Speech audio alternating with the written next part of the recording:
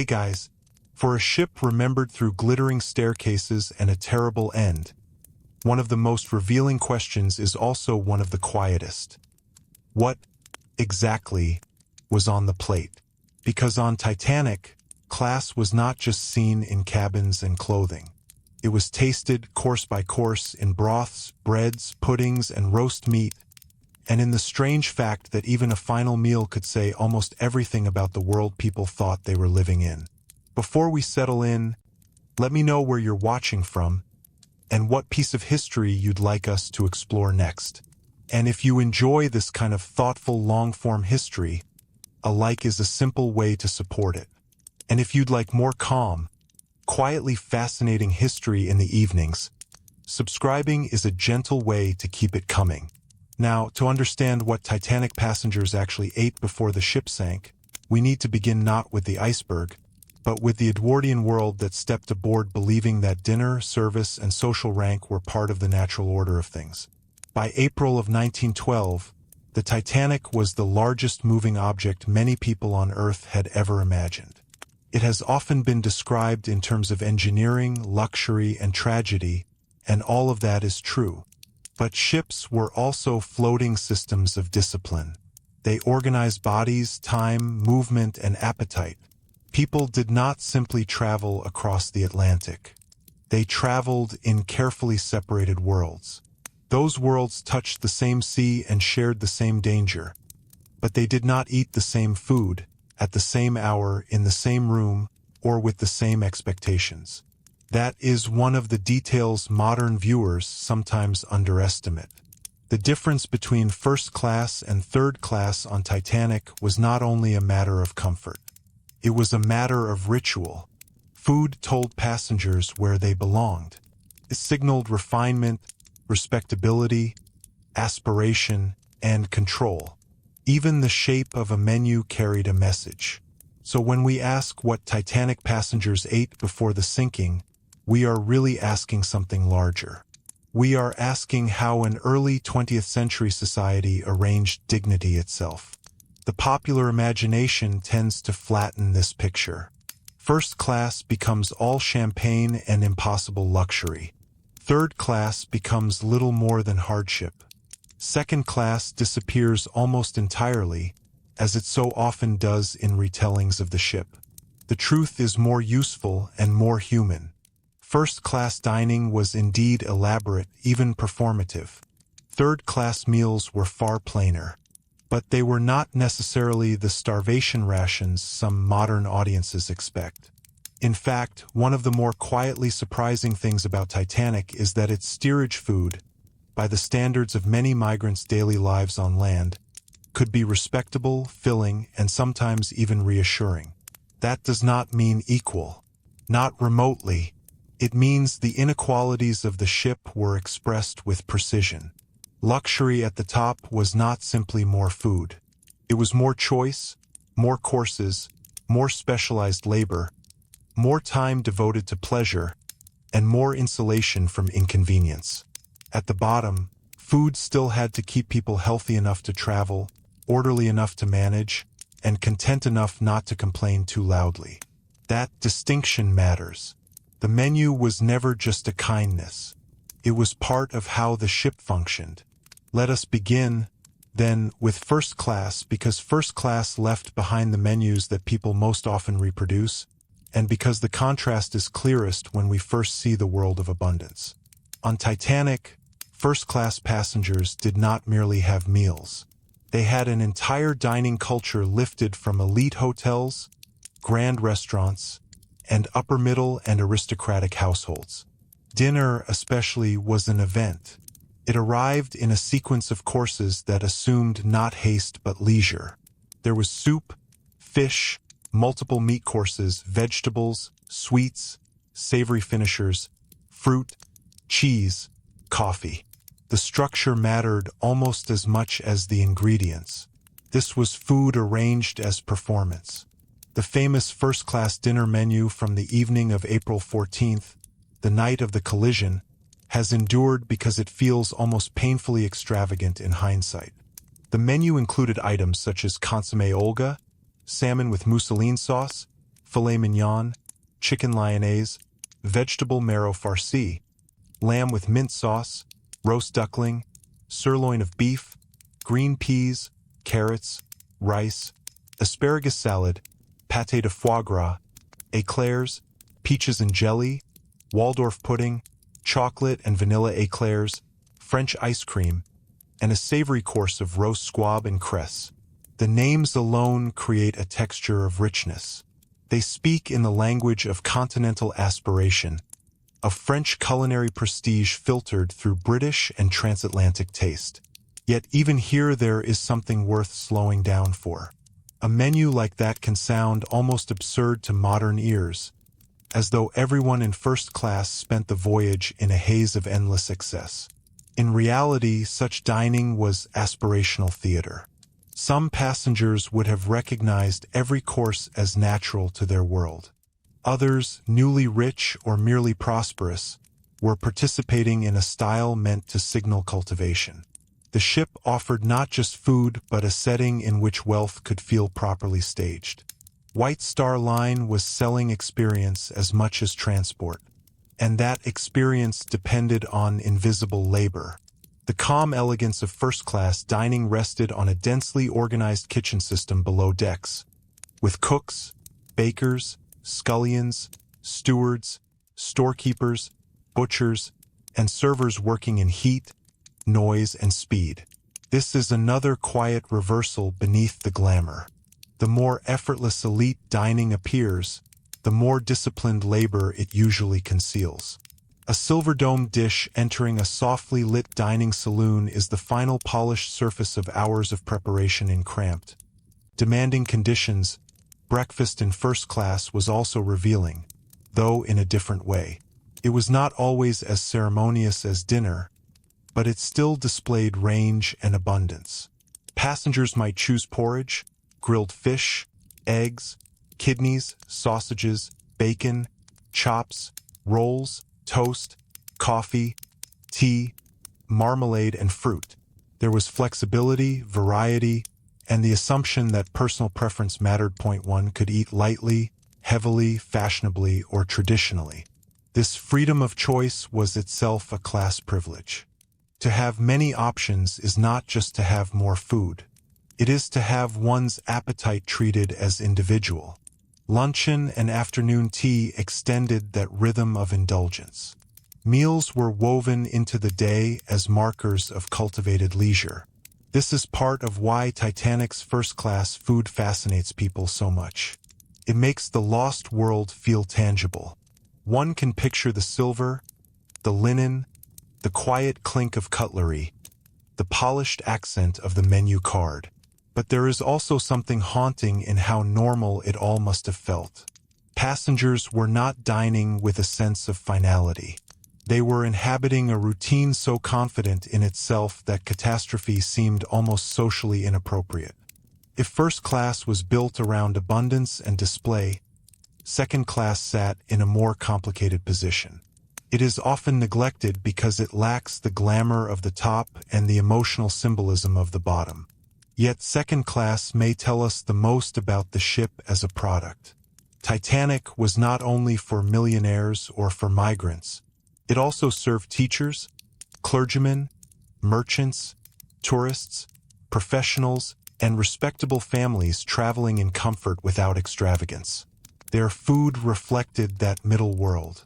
Second-class meals were substantial, orderly, and often quite appealing. They were not minor copies of first-class menus, though they borrowed some of the same structure. There was soup, fish, curry, roast meats, vegetables, puddings, cheese, biscuits, coffee. The ingredients were simpler, the range narrower, and the presentation less elaborate, but the effect was still one of decent provision. A second-class dinner might include baked haddock, curried chicken and rice, spring lamb with mint sauce, roast turkey with cranberry sauce, green peas, boiled rice, and plum pudding. To many travelers on land, that would have sounded entirely respectable. This middle tier matters because it reminds us that class on Titanic was not a simple contrast between luxury and misery. It was a graduated system. Each class was meant to feel appropriate to the fare paid. Second class was carefully designed to reassure the respectable middle ranks that they, too, were being properly looked after. They might not dine beneath the same carved ceilings or choose from the same elaborate French dishes, but they were still being offered civility. They were still being told that their comfort counted. And then there was third class, the subject people often approach with the strongest assumptions. Here the story becomes both more modest and more interesting. Third-class passengers, many of them migrants heading for new lives in North America, did not eat in an atmosphere of refined display. Their meals were practical, communal, and filling. But White Star Line had reason to provide decent food. Migrant traffic was competitive. Shipping lines advertised steerage conditions.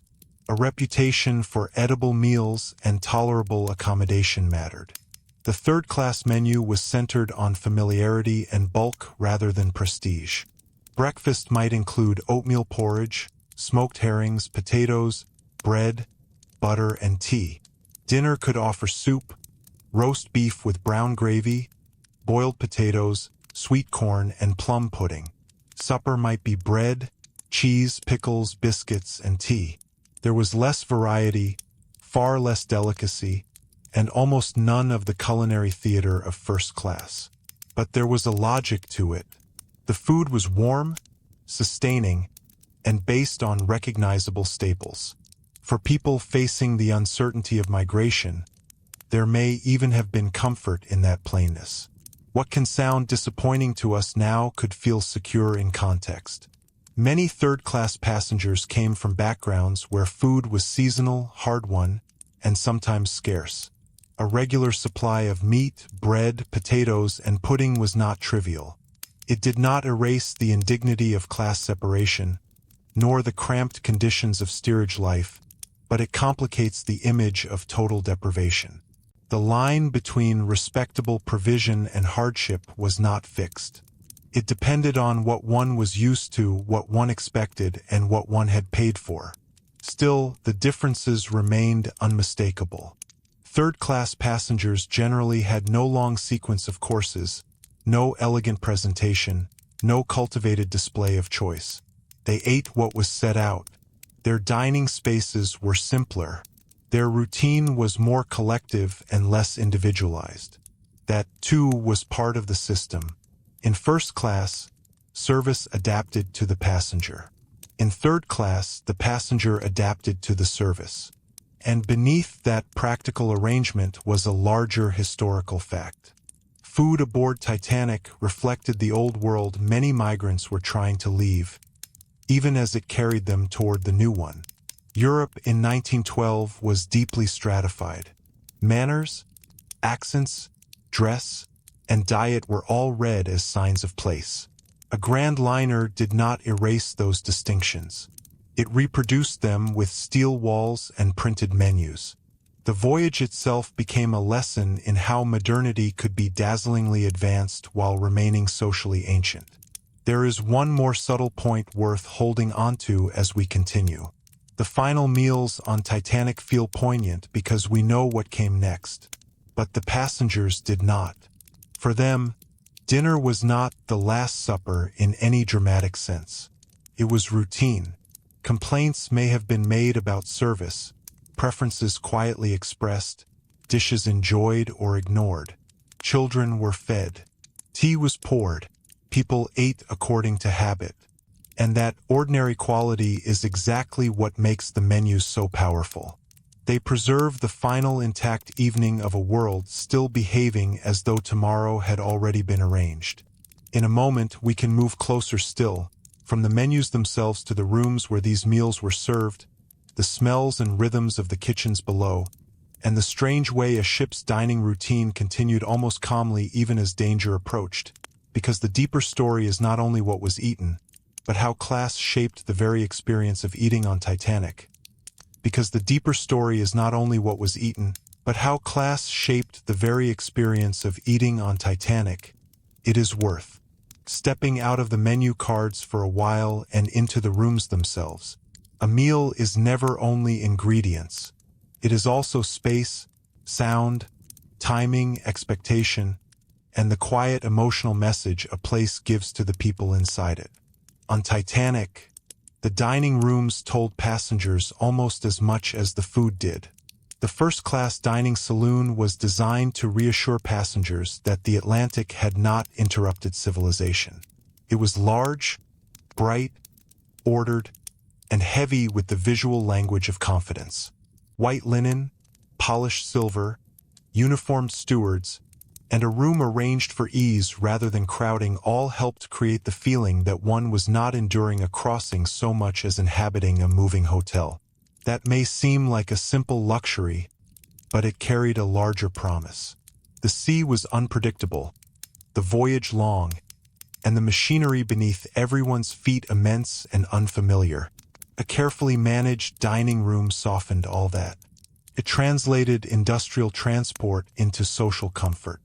This was one of the hidden functions of luxury. It did not merely please the senses, calmed the nerves. To dine in an elegant room with deliberate service was to receive a subtle assurance that the world remained under control. That reassurance mattered more than modern viewers sometimes realize.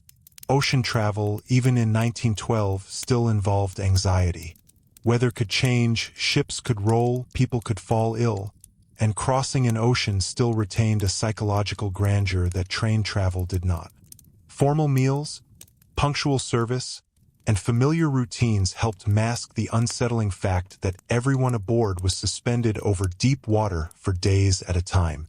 And in first class, the meal itself unfolded with the logic of social confidence. Courses arrived in sequence. A steward anticipated needs. Plates disappeared before they became disorderly.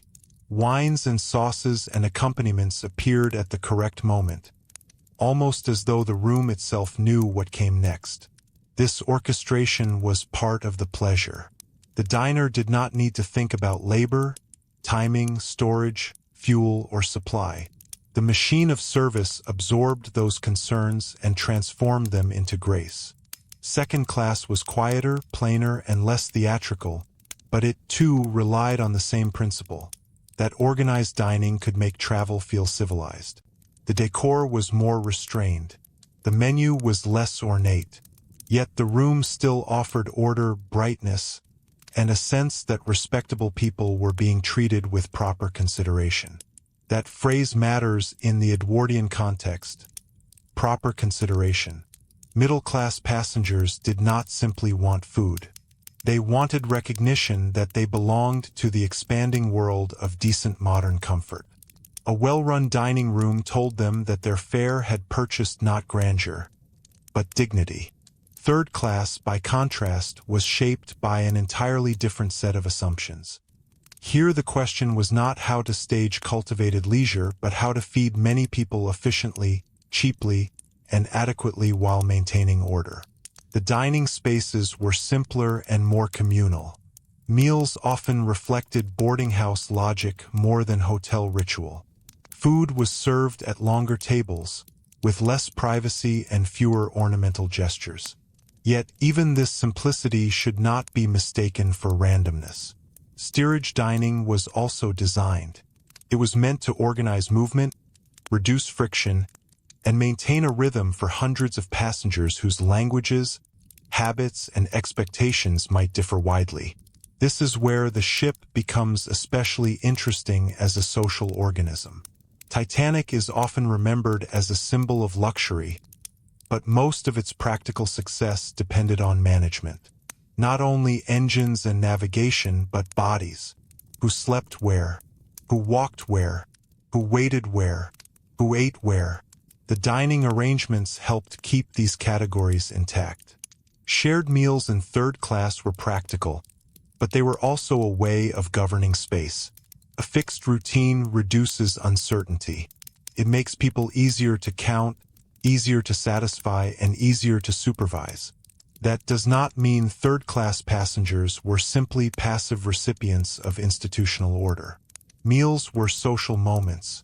People talked, watched one another, compared impressions, and assessed what lay ahead in America or Canada. Some were families traveling together. Some were young men on their own. Some were women with children, carrying hopes that must have felt both immense and frighteningly fragile.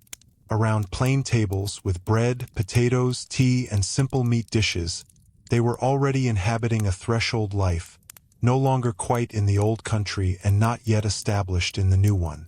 There is something quietly moving in that image. Not because steerage should be romanticized. It should not. Conditions were crowded, privacy was limited, and class segregation was real. But because food, even plain food, can make uncertainty bearable. A hot drink, a full plate, a meal served at an expected hour. These things do not solve larger anxieties, but they can hold them in place for a while. The shipping line understood this. A fed passenger is calmer than a hungry one. A family with familiar food is less distressed than one confronted by total disruption. Practicality and human comfort were not opposites here. They were intertwined. And all of this depended on provisioning, a subject less glamorous than menus but just as revealing. Titanic did not drift into Southampton half empty and pick up a few crates before departure. An Atlantic liner was provisioned on a scale that approached municipal planning. Thousands of pounds of meat, fish, vegetables, flour, butter, eggs, sugar, tea, coffee, fruit, and wine had to be loaded, stored, protected, and rationed across days of service. Freshness, prestige, economy, and durability all had to be balanced. Luxury was impossible without logistics. Even the humblest third-class breakfast was the visible end of a supply chain. This is another place where the apparent absurdity of the ship begins to make practical sense. A menu with 10 or 11 first-class dinner courses can sound decadent beyond belief, but such elaborate service was possible only because White Star had built the voyage around systematized abundance. Storage rooms, refrigeration, kitchen stations, pantries, bakeries, and service corridors turned the ship into a floating city of consumption. The Atlantic crossing was not merely a journey. It was a temporary world sustained by inventory and discipline. Below deck, the kitchens were hot, fast, and unforgiving. Here, the softness of the dining rooms vanished. Galley work on a liner demanded stamina and precision. Heat from ovens, the clatter of utensils, the urgency of service, and the constant requirement to produce meals for different classes on different schedules created a rhythm closer to industrial production than domestic cooking. The paradox is striking. Above, leisure. Below, pressure. Above, calm refinement. Below, timing, sweat, and control. The elegance of Edwardian travel floated on an understructure of relentless work. It is helpful to remember that the division between first and third class was mirrored by divisions within labor as well. Senior culinary staff, pastry cooks, kitchen porters, dining stewards, and service workers occupied different ranks, with different responsibilities and different visibility. Even in the act of feeding passengers, class did not disappear. It reproduced itself through service hierarchies. Some men were seen, many were not. Some handled silverware in bright rooms. Others washed, carried, chopped, and scrubbed where passengers would never look. And yet, the passengers experienced all this labor as atmosphere. A first-class diner sensed composure. A second-class diner sensed reliability. A third-class diner sensed adequacy or perhaps relief. Few would have stopped to think about the enormous coordination underneath. That, in a sense, is how successful service works. It hides its own machinery. One of the most quietly modern things about Titanic was not only its engines or its electric lighting, but its ability to turn large-scale organization into something that felt natural. The food itself also carried national and cultural assumptions. First-class menus leaned heavily on the prestige of French culinary naming, even when the tastes being served were Anglo-American and broadly conventional. This was not unusual. French remained the language of elite dining. To call a dish by a French name was to place it inside a hierarchy of sophistication, whether or not the diner spoke French or cared deeply about culinary authenticity. The menu was performing refinement as much as describing dinner. That performance had limits, of course. Plenty of first-class passengers would still have preferred straightforward English-speaking foods beneath the French polish. Roast meats, potatoes, puddings, and familiar breakfast dishes remained central. Edwardian luxury was often less radical in flavor than in presentation and sequence. This is another small corrective to modern assumptions. Titanic's most elite dining was not necessarily exotic in the contemporary sense. It was luxurious because it was varied, carefully served, and socially coded, not because every plate would seem unfamiliar to us. Third-class food, by contrast, was expected to be recognizable and sustaining. Shipping companies had learned that migrant passengers did not necessarily want culinary adventure on a crossing already filled with emotional strain. Bread, porridge, tea, soup, potatoes, simple meat, and puddings offered predictability. In a highly controlled environment, predictability itself became a service. It reduced complaint and steadied routine. What may look monotonous to us could feel mercifully dependable to those aboard. There is another detail here that opens a deeper question. Food on Titanic was not only about wealth. It was also about time. Rich passengers were given long meals and multiple choices because their time was imagined as elastic. They were there to pass the voyage pleasantly. Third-class passengers were not granted the same leisurely relationship to dining. Their food needed to be served and consumed in a more regulated way. The contrast reveals something essential about class society. The wealthy are often given not just better things, but more unhurried experiences of those things. Time itself becomes unequally distributed. That difference would have been felt in tiny ways. In first class, one might linger over coffee, observe other diners, note the room, and experience the meal as part of a cultivated day. In steerage, eating was more directly functional. That does not mean hurried in a crude sense every moment, but it does mean less individualized. There was less space for dining as performance and more emphasis on dining as provision. Even relaxation was structured differently by class. By the evening of April 14th, these patterns had already settled into familiarity. Titanic was several days into her maiden voyage. The novelty of departure had softened into routine. Meals had become part of the ship's daily rhythm. Breakfast, promenades, reading, conversation, luncheon, tea, dinner, cards, music, bed. This predictability matters because disasters are often remembered as interruptions, but what they interrupt is usually something ordinary. On Titanic, the last meals mattered not because they were unusual, but because they were so completely expected. In first class that Sunday evening, the atmosphere appears to have been especially settled. The sea was calm, the weather was cold, but the voyage itself felt smooth. For many passengers, dinner would have unfolded without any sense of threat at all. They dressed, they spoke, they ate, they commented on dishes or companions or plans after arrival. The menu's abundance now strikes us weaned in third class. Sunday night meals would have carried their own atmosphere altogether. More communal, perhaps noisier, more varied in language and mood, but still part of the same broad promise that the ship would carry its human cargo safely onward. Some passengers were likely tired from the day, some restless, some hopeful, some lonely. Children had to be fed and managed. Adults had letters, plans, tragic irony, but at the time it signaled only success. The ship was performing exactly as promised. The line was delivering comfort.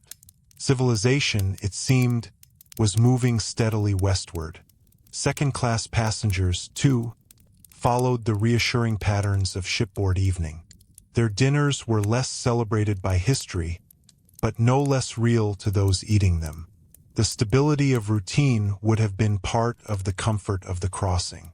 To receive a hot meal in an orderly dining room while the Atlantic slipped past in darkness was to feel the competence of modern travel at work. And in third class, Sunday night meals would have carried their own atmosphere altogether. More communal, perhaps noisier, more varied in language and mood, but still part of the same broad promise that the ship would carry its human cargo safely onward. Some passengers were likely tired from the day, some restless, some hopeful, some lonely. Children had to be fed and managed. Adults had letters, plans, destinations, and imagined futures in mind. The meal sat inside all of that. Food was never only nutrition. It was the shape of evening itself. It is tempting, knowing what we know, to search these last meals for omens. But history is usually quieter than that. There was no single haunted silence over the dining rooms, no shared intuition that the voyage was about to turn. If anything, the more unsettling truth is that normality held. People continued to inhabit their assigned worlds with remarkable confidence. That confidence was not foolish in any simple sense. It had been built by technology, by class ritual, by shipping company reputation, and by the broader Edwardian belief that systems could master uncertainty. And so, when the collision came later that night, one of the most revealing things was how long the logic of the meal and the evening routine continued to shape behavior, because the first reactions to catastrophe are often filtered through the habits people were already living inside.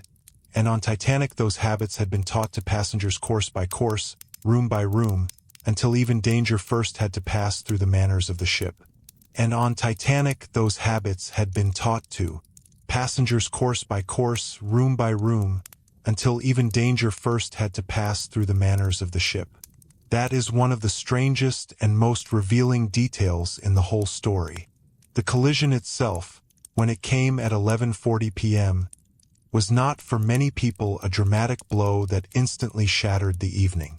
For some, especially in parts of the ship closer to the impact, there was a scraping sensation, a tremor, a long shuddering contact that felt wrong but not necessarily apocalyptic. For others, there was little more than an interruption, a faint vibration, a pause in the ordinary rhythm of a liner at sea. This matters because the final experience of food aboard Titanic did not end in a single collective moment. It dissolved unevenly. Some passengers were still digesting dinner in cabins or lounges. Some had already gone to bed. Some may have still had the taste of coffee, cigars, fruit, or biscuits lingering at the edge of the evening. The idea of a final meal can tempt us into imagining a clean, dramatic line, as though the last spoonful were followed instantly by panic. But history almost always is messier and slower than that. Routine loosens before it breaks. In first class, the after-dinner world was as important as the meal itself. Men drifted toward the smoking room. Women withdrew to lounges or private spaces. Conversations continued. Cards were played. Drinks were served. The social body of the ship, softened by dinner and enclosed by warmth and electric light, moved into its later night rituals. The collision arrived inside this atmosphere of cultivated ease. That is why some early reactions were so restrained. People interpreted the disturbance through the assumptions of comfort.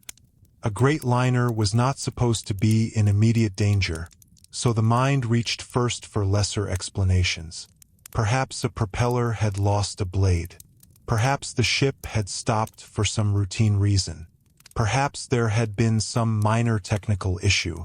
In an ordered environment, disorder can take time to become believable. And that delay in belief was deeply shaped by class. A first-class passenger surrounded by attentive staff, polished interiors, and the quiet confidence of luxury was receiving constant reassurance not only from words, but from setting. If a steward remained calm, if the room remained orderly, if no visible chaos broke out, then the danger remained conceptually distant. The ship's own elegance muffled the truth. It encouraged interpretation through social cues rather than mechanical reality. Second-class passengers occupied a similar but slightly less insulated position. They, too, were part of the formal life of the ship, but with less access to the layers of service and reassurance that buffered first class. Even so, many would have first understood events through the ordinary etiquette of shipboard conduct. Wait, ask, listen, observe others, avoid overreacting. That was how respectable passengers were expected to behave. Panic was not only frightening, it was socially improper. The world aboard Titanic had trained people to remain composed, and composition in the wrong moment can be fatal. For third-class passengers, the situation was more varied and often more difficult. Steerage passengers were physically farther from the ship's command centers and socially farther from the channels through which reliable information flowed. Some may have felt the collision more plainly in their quarters.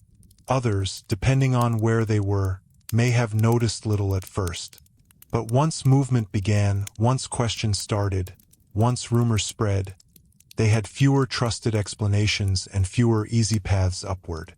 Here the class system that structured meals and movement would begin to matter in harsher ways. What had once been merely segregation could become confusion, delay, and dangerous dependence on instructions from above.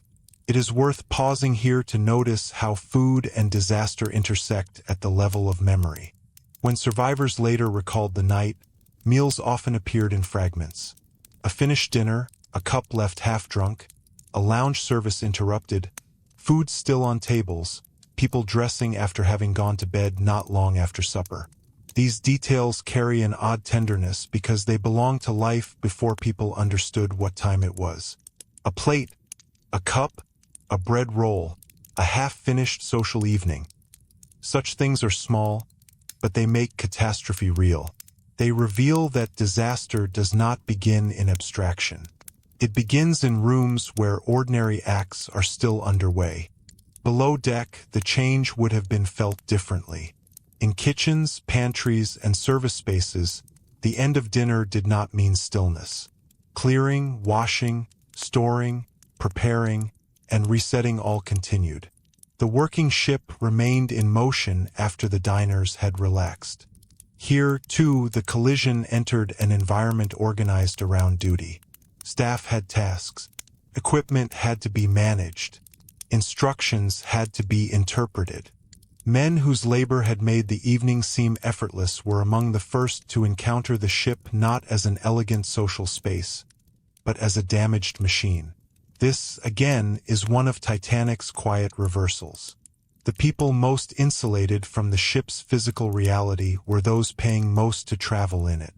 The people closest to its physical truth were often those serving below. Cooks, stewards, engineers, firemen, and others understood, each in their own way, that a ship is not simply a hotel. It is pressure, heat, metal, water, timing, and hierarchy. When danger came, they were less protected by illusion, but not necessarily more protected in any practical sense. As the seriousness of the collision slowly began to register, food took on another function. It became part of the ship's attempt to preserve calm. This is a detail that can sound almost surreal at first. On a sinking ship, why think about refreshment at all? Yet, from the perspective of crew management, it made practical sense. Hot drinks could steady nerves.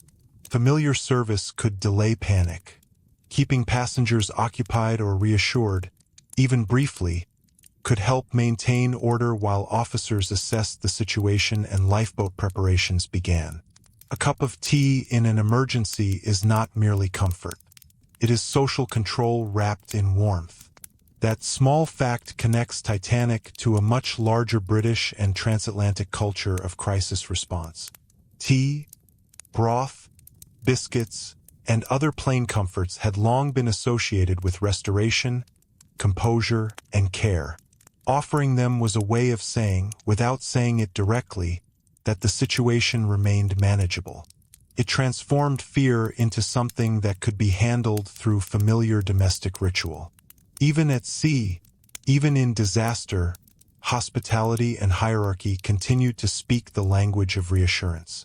Some accounts suggest that refreshments were indeed offered during the unfolding evacuation, especially as passengers gathered uncertainly, often in the cold, not yet fully aware of the stakes. The image is haunting precisely because it feels so civilized and so inadequate at once. A hot drink cannot alter the slope of a ship or the spread of freezing water, but it can slow the mind's leap toward terror. For a while, perhaps that was enough to keep the machinery of obedience working. And obedience was, in those first stages, one of the central currencies of survival. Passengers were told to put on life belts, to come up, to wait, to move in certain directions. Many complied because the ship had already taught them to comply. The same culture that had instructed them where to dine, where to promenade, which entrance to use, and how to conduct themselves now shaped how they responded to alarming but incomplete orders. Titanic was a system before it was a disaster, and the disaster moved through the system rather than instantly replacing it. This is one reason the topic of food remains so revealing. Meals had not only nourished passengers, they had organized the ship's sense of normality. Breakfast announced morning. Luncheon divided the day. Tea softened the afternoon. Dinner marked the height of evening. Supper settled the night.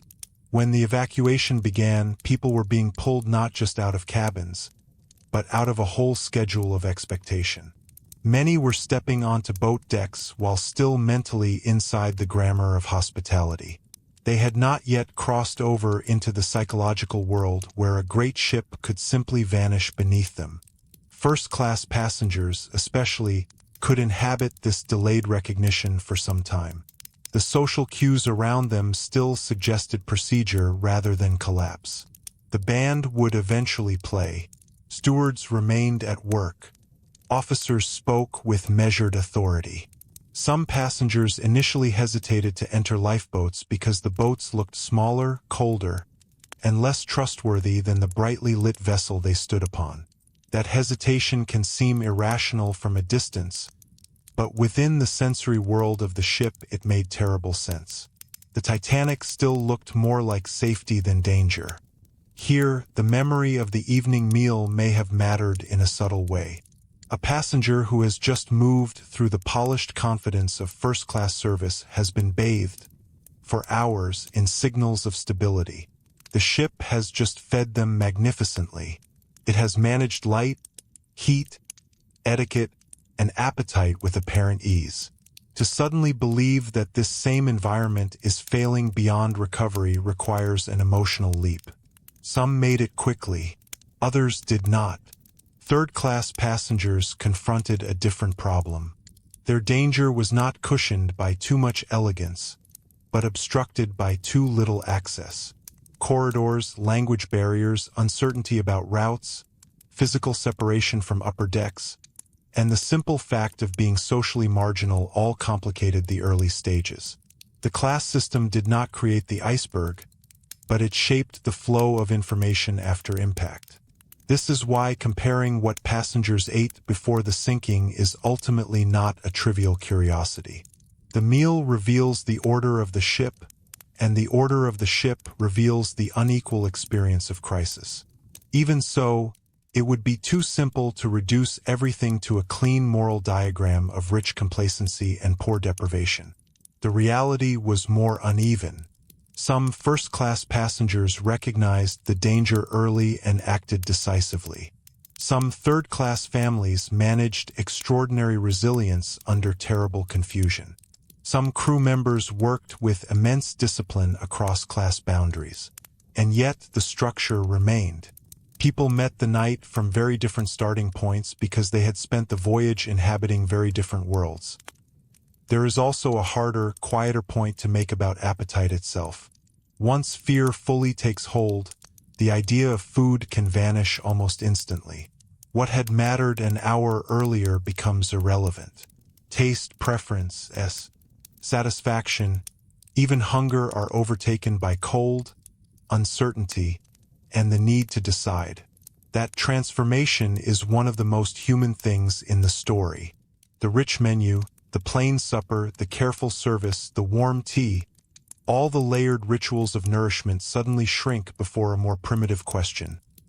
Where should I go, and will there be room for me when I get there? Yet the traces of the earlier world remained visible.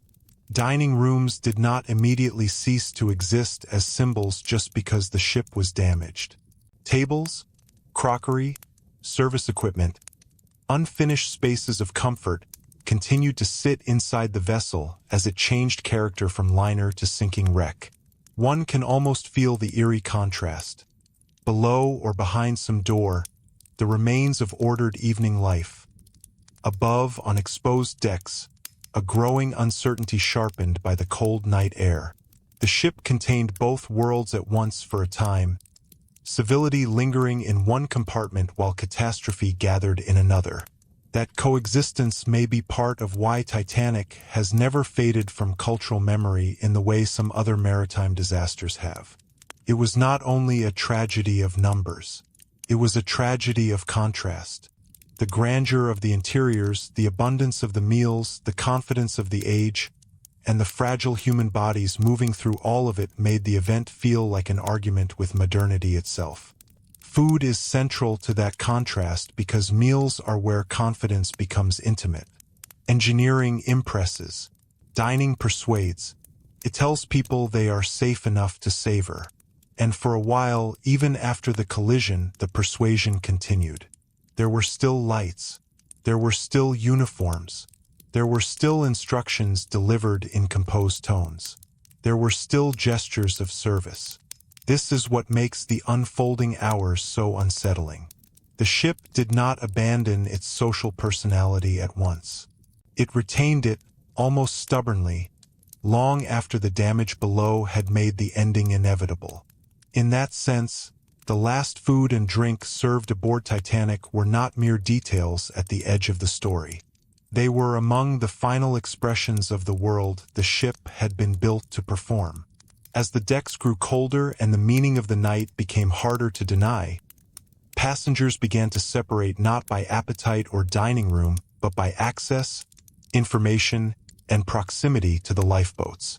The orderly distinctions of the menu were giving way to the harsher distinctions of evacuation. Still, the habits of class did not disappear. They lingered in clothing, in who was addressed first, in who trusted the crew, in who knew where to go, and in whose discomfort had long been treated as important. And that lingering will matter even more as we move further into the night, because the same ship that had fed different classes in different ways was now about to test, with terrible clarity, what those divisions meant when nourishment, comfort, and time itself were running out. And that lingering will matter even more as we move further into the night, because the same ship that had fed different classes in different ways was now about to test, with terrible clarity, what those divisions meant, when nourishment, comfort, and time itself were running out. In ordinary circumstances, class aboard Titanic had been experienced as texture. It was the softness of a chair, the width of a corridor, the variety on a menu, the speed with which a steward responded, the difference between being served and being managed. After the collision, those textures hardened into consequences. One of the most revealing things about the evacuation is how long passengers continued to behave as though the structure above them would hold.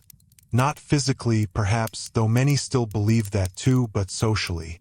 The officers gave instructions in measured tones. Women and children were called toward the boats. Stewards knocked on doors.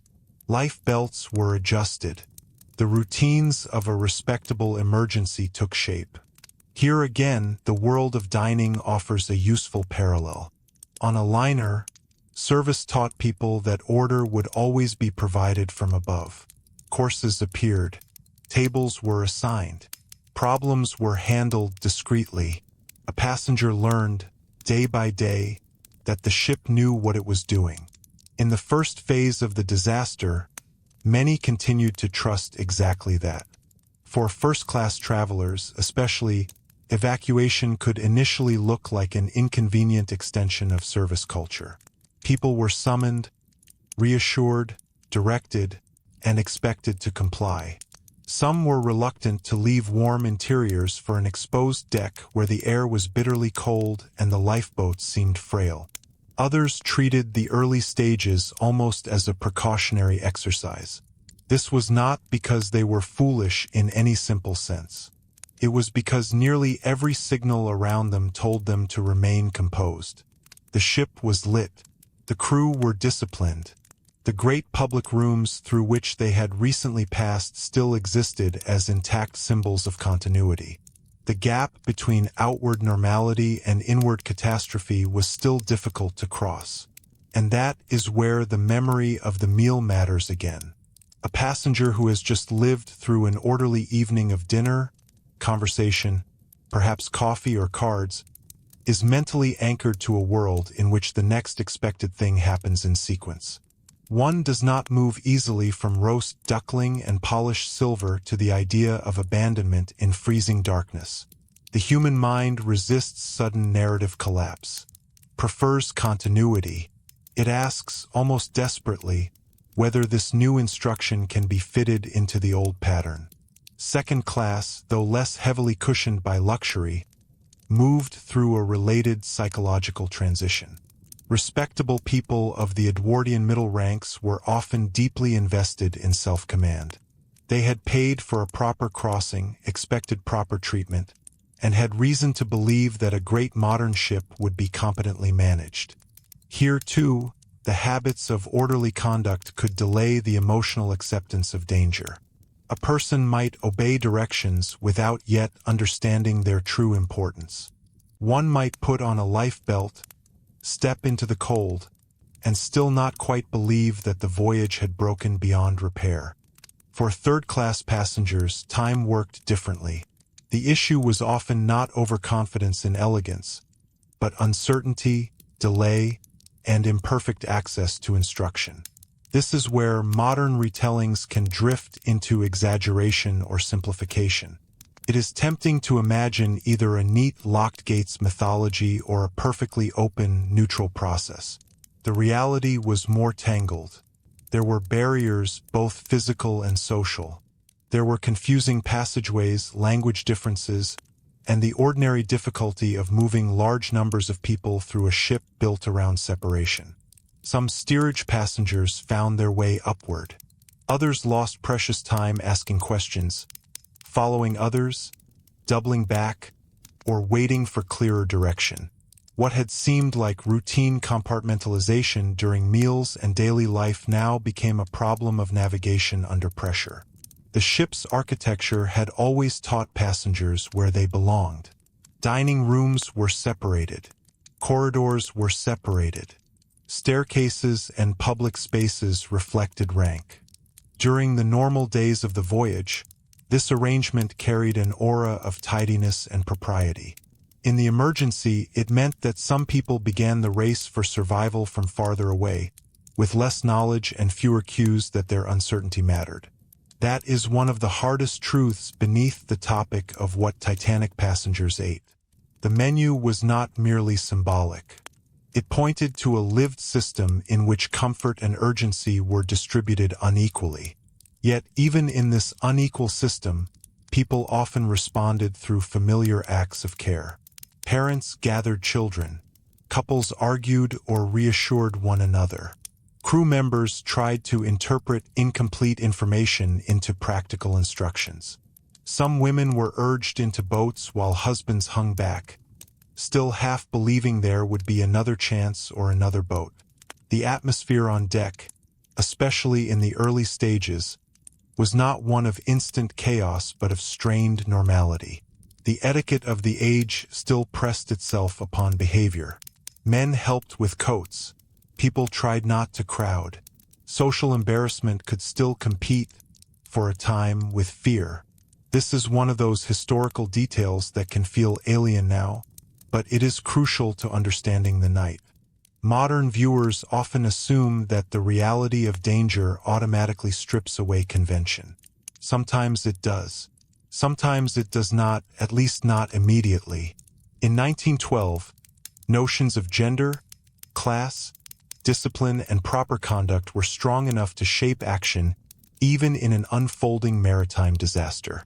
A man might hesitate to push forward not only because he was brave, but because he had been trained all his life that certain forms of urgency were dishonorable. A woman might hesitate to leave her husband not only because she loved him, but because separation itself felt unnatural and perhaps temporary. Convention did not cancel emotion. It directed it. And still, in the background of all this, the ship's service culture persisted in strangely intimate ways. Blankets were sought. Coats were adjusted. At moments, refreshments or hot drinks were offered. The language of care continued to speak even as the material basis for safety was disappearing below. There is something almost unbearably poignant in that persistence. Human beings tend to reach for the familiar tools of order even when they are becoming insufficient. On Titanic, one of those tools was hospitality. Another was food. By this stage, however, appetite had largely given way to cold. The North Atlantic night was severe, and the exposed decks did not care what class one had dined in. This is an important counterpoint to the story of social division. Nature, unlike the dining saloon, was indifferent. The air bit through clothing. Hands numbed. Breath clouded. The body's priorities changed. Warmth mattered more than elegance. Proximity mattered more than menu. The richly fed and the plainly fed alike were being drawn toward a harder reality in which the human organism itself took command. But even here, class remained present through preparation. First-class passengers often had easier access to warmer clothing, heavier wraps, and quicker guidance from stewards. Third-class passengers, many already in modest garments and further from the boat deck, could be more exposed, both physically and informationally. This does not mean that wealth guaranteed safety. It did not. But it did mean that the advantages accumulated throughout the voyage did not suddenly vanish when the iceberg struck. They changed form. A better coat, a nearer stairway, a more attentive steward, a faster understanding of what mattered. These were not theatrical luxuries anymore. They could become time. Time, perhaps more than anything, was the hidden currency of the sinking. The great menus of the voyage had been built on the luxury of unhurried time. Long dinners, leisurely service, the ability to linger over coffee or fruit all assumed that time was available, even abundant. After the collision, time turned from a soft indulgence into a narrowing corridor. Each decision, each delay, each wrong assumption, each extra minute spent dressing, searching, waiting, or doubting carried a new weight. The ship that had sold a graceful crossing now became a machine for measuring hesitation. There is an unsettling irony there. Titanic's first-class dining culture represented one of the age's most confident forms of abundance. Many courses, many choices, many servants, many signals that nothing need be rushed. But at the moment of real crisis, the surplus meanings of luxury could become a burden. The habits of ease, trust, and genteel delay were not useless in themselves, but they were poorly suited to recognizing abrupt mechanical truth. The third-class world, by contrast, did not suffer from too much elegance. It suffered from too little access. Different forms of disadvantage grew out of the same system. As more lifeboats were uncovered and prepared, the choreography of the night grew more visible. Officers called for women and children. Crewmen handled falls, ropes, and tackles. Passengers clustered, questioned, resisted, or complied. Some boats went away partly filled, which has haunted the history of Titanic ever since. It seems almost incomprehensible now, given what would follow, but again the context matters. First, many people did not want to leave the ship. Some officers feared overloading the unfamiliar davit system. The liner still looked stable enough to compete with the lifeboats in the imagination of those being asked to choose. And here the dining story returns in a subtler way. For several days, Titanic had trained first-class passengers to trust the ship as an environment more comfortable and secure than almost anywhere else on Earth. The lifeboat, by contrast, offered exposure, uncertainty, and visible insufficiency. A passenger stepping reluctantly toward it was not simply disobeying reason. They were confronting a reversal of the entire logic of the voyage. The small open boat was being presented as safer than the giant illuminated palace. The senses protested. Meanwhile, below and within the ship, countless smaller human scenes must have unfolded around interrupted domesticity. Children woken from sleep, belongings considered and abandoned, perhaps someone noticing a leftover taste in the mouth from a late supper, or the faint heaviness of dinner still present in the body while climbing stair after stair. These are intimate details, but they matter because they keep the event human. Disasters do not happen to abstract categories. They happen to people who have recently eaten, spoken, buttoned coats, worried about ordinary things, and expected tomorrow's breakfast. Breakfast, that ordinary next meal, never reached by so many aboard, hangs silently over the whole story. Ocean travel is built from repeating expectations. The next bell, the next service, the next daylight, the next tray, the next routine. The catastrophe of Titanic was not only that life ended for many, but that ordinary sequence was broken so completely. Menus stop mattering most when they are about to continue. That is why the preserved dinner cards and remembered meals feel so poignant. They are fragments of a timetable that the passengers believed in almost to the end. At this point in the night, the divisions among the classes were becoming more than cultural. They were becoming statistical, directional, bodily. Those already near the decks where lifeboats were being loaded had advantages of awareness and position. Those still navigating from below faced a ship that was physically large, socially confusing, and increasingly unforgiving. The same vessel that had distributed soups, roasts, bread, tea, and pudding according to rank was now distributing opportunity in more brutal ways. Not by formal menu but by layout, instruction, and the speed with which one could translate alarm into movement. Some passengers, of course, did not think in terms of systems at all. They thought in terms of one child, one spouse, one parent, one direction to run, one chance to ask a crewman where to go. History can see patterns that the people inside an event cannot. That is why a quiet documentary approach matters here. It allows us to hold both truths at once. Titanic's class structure powerfully shaped the night, and yet each person also met that structure through immediate human confusion. A mother in steerage was not a symbol when she searched for the way up. A first-class woman stepping toward a lifeboat was not a statistic when she looked back toward her husband. The system is real, and so is the individual pulse within it. What makes the story of food so enduring is that it brings us into this larger truth sideways. A menu looks harmless. A dinner service feels domestic. A plate of roast beef or a bowl of porridge can seem too small to bear the weight of historical meaning. But on Titanic, these small things reveal the whole architecture of confidence. They show who was expected to be comfortable, who was expected to be patient, who was granted choice, and who was fed for function. And once that architecture came under pressure, the old distinctions did not evaporate. They deepened.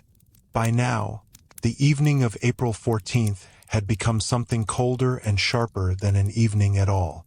The meal was behind the passengers, but its world still clung to the ship in habits, in assumptions, in the very way people waited for someone else to tell them what came next.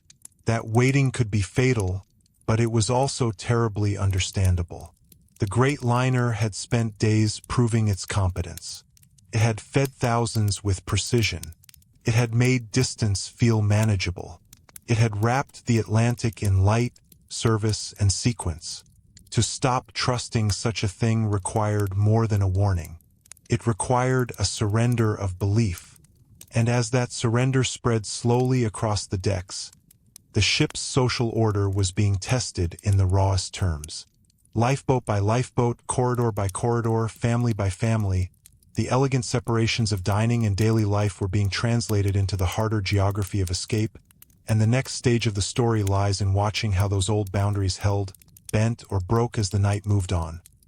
And the next stage of the story lies in watching how those old boundaries held, bent, or broke as the night moved on. In some places they held with almost eerie persistence. In others they dissolved under pressure, cold, and the simple fact that a sinking ship has very little patience for social theory. Yet even where they weakened, they did not vanish cleanly. That is what makes Titanic so historically revealing. It was not a morality play in which class suddenly disappeared before common danger. It was a modern machine carrying an old society, and when the machine failed, the old society came with it. On the boat deck, this became visible in small decisions first. Who was spoken to directly? Who was reassured at length? Who was expected to wait? Who instinctively trusted a uniform? Who felt entitled to ask questions and remain where they were until a better explanation arrived? The distinctions that had been expressed in crockery and course order were now expressed in confidence, hesitation, and access. A first-class woman might have had a steward helping her with a life belt, a clearer route to the deck, and crewmen already accustomed to treating her comfort as important. A third-class mother, perhaps carrying a child and trying to understand directions in a second language, faced a different emotional and physical journey even before any lifeboat was lowered. This is why it is not enough to say simply that first class ate better and third class ate more plainly. True as that is, the deeper point is that food aboard Titanic reflected how attention itself was distributed. To be served an elaborate dinner in a spacious saloon was to be placed inside a world built to smooth difficulties before they fully reached you. To eat plain, filling meals in a more regulated communal setting was to inhabit a world where your needs were recognized in bulk, not in detail. Those patterns did not stop maturing when the iceberg struck. They became part of the structure through which people encountered the emergency. And still, the atmosphere was not yet one of universal terror. That is worth emphasizing because hindsight can flatten time into inevitability. We know the end. The people aboard did not. Many passengers on deck, especially in the earlier phase, were cold, confused, perhaps uneasy, but not convinced that the ship's fate had already been decided. Some joked. Some resisted entering lifeboats. Some returned briefly below decks for belongings.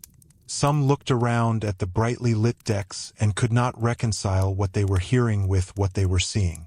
Human beings often trust the evidence of atmosphere over the evidence of abstraction. A ship that still glows, still has music, still has officers standing upright and speaking calmly, does not easily register as a place about to disappear. In that sense, the final hours preserved a ghost of the voyage's normal life. Service still existed. Hierarchy still existed. Courtesy still existed. The same hands that had earlier carried soup tureens or wine might now be assisting passengers into life belts or directing them toward boats. The same stewards who had managed comfort were now asked to manage fear. There is something profoundly Edwardian in that continuity. Duty did not change language just because the circumstances had changed. It remained polite, controlled, and procedural for as long as possible. This continuity helps explain another aspect of the story that can seem almost incomprehensible from the outside: the presence of underfilled lifeboats in the early departures. It is easy to imagine that, once boats were available, people would rush toward them with desperate clarity. But the boats represented a leap away from the known into the exposed and uncertain. The great ship still appeared, to many eyes, more secure than the small craft hanging beside it. Officers were also working with imperfect assumptions about how the davits and boats would behave under full load. Caution, convention, and disbelief combined in ways that would later look tragic and irrational. At the time, they felt like prudence. Even that has a food-like parallel. Much of shipboard life had been organized to prevent alarm and disorder. Meals were scheduled. Spaces were assigned. People were buffered from unpleasantness. Sudden urgency ran against the whole culture of the vessel. A passenger who had spent days learning that the ship systems existed to absorb inconvenience was not mentally prepared to believe that one now had to outrun those systems. The habits of comfort delayed the habits of survival. Elsewhere aboard, though, there was less room for disbelief. Crew members in technical and lower-deck areas were dealing with consequences that did not look hypothetical. Water entering compartments, orders moving through workspaces, the altered feel of the ship itself. These made the event real in a harder, less socially filtered way. The contrast is striking. Above, passengers interpreted danger through etiquette. Below, many workers met it first as material fact. Yet those workers still had roles, ranks, and instructions. The world of the ship remained organized even in failure, which is one reason some actions were disciplined and courageous while others were delayed or constrained by the very system that kept the vessel functioning. Food and drink continued to appear in recollections precisely because they belonged to this borderland between routine and recognition. Warm beverages offered to calm nerves. The remembered heaviness of a large dinner before climbing stairs in the cold. Children woken from sleep and hastily bundled upward after an evening meal. Cup left behind. Biscuits or rolls no longer relevant. These details do not dominate the event, but they give it texture. They remind us that catastrophe entered bodies already engaged in ordinary cycles of eating, resting, digesting, and preparing for tomorrow. There is something particularly haunting about the thought of tomorrow's meals aboard Titanic. Had the voyage continued normally, breakfast would have arrived with all the usual gradations of class and expectation. In first class, perhaps kippers, eggs, rolls, coffee, fruit. In second, a smaller but still generous table. In third, porridge, bread, tea, perhaps potatoes or fish. The ship was built around repetition. It promised not one dinner, but a sequence of meals stretching smoothly toward New York. That is part of why the surviving menus carry such emotional weight. They represent not merely what was eaten, but the unquestioned assumption that the next service would come. And that assumption mattered psychologically on the night itself. People often make decisions in a crisis according to what they still believe the next hour will look like. If one thinks the danger is temporary, one behaves differently than if one believes no ordinary future remains. On Titanic, many passengers were still deciding within a mental framework that included return to cabins, further instructions, perhaps mild inconvenience, perhaps a delay in arrival, but not annihilation. The soft continuity of shipboard routine had not fully broken in the mind. For third-class passengers, the breakdown of continuity came with sharper edges. Here, the emergency was not only a conceptual challenge but a practical maze. Stories from the sinking and later investigations reveal not a single simple picture but a range of experiences. Some steerage passengers reached the decks with relatively little obstruction. Others encountered confusion, locked or guarded barriers in certain areas, indirect routes, or precious lost time trying to understand where they were permitted or supposed to go. The important historical point is not to turn every account into legend, but to recognize that a segregated ship does not suddenly become easy to navigate just because it is sinking. The lines built for order remain lines, even when they become disastrous. The meal system had always reflected that separation. Third-class food was not poor by every standard of the age, but it was collective, managed, and spatially bounded. The passengers who ate it lived in the same bounded logic. They were carried respectably, but not invited into the center of the ship's social world. That distinction becomes morally sharper in retrospect because, on a ship, centrality can become survival. Being closer to information, to open deck space, to crew attention, to the visible operations of command, all matters more when time narrows. Yet Titanic's history remains compelling precisely because it resists a fully neat arrangement of villains and innocents. There were officers trying to maintain order under incomplete information. There were stewards and crewmen performing real acts of assistance across class lines. There were wealthy passengers who accepted separation from loved ones or gave up places in boats. There were poorer passengers who displayed extraordinary initiative and presence of mind. And there were also structural inequalities powerful enough that the broad survival patterns later showed them unmistakably. The system was not everything, but it was never absent.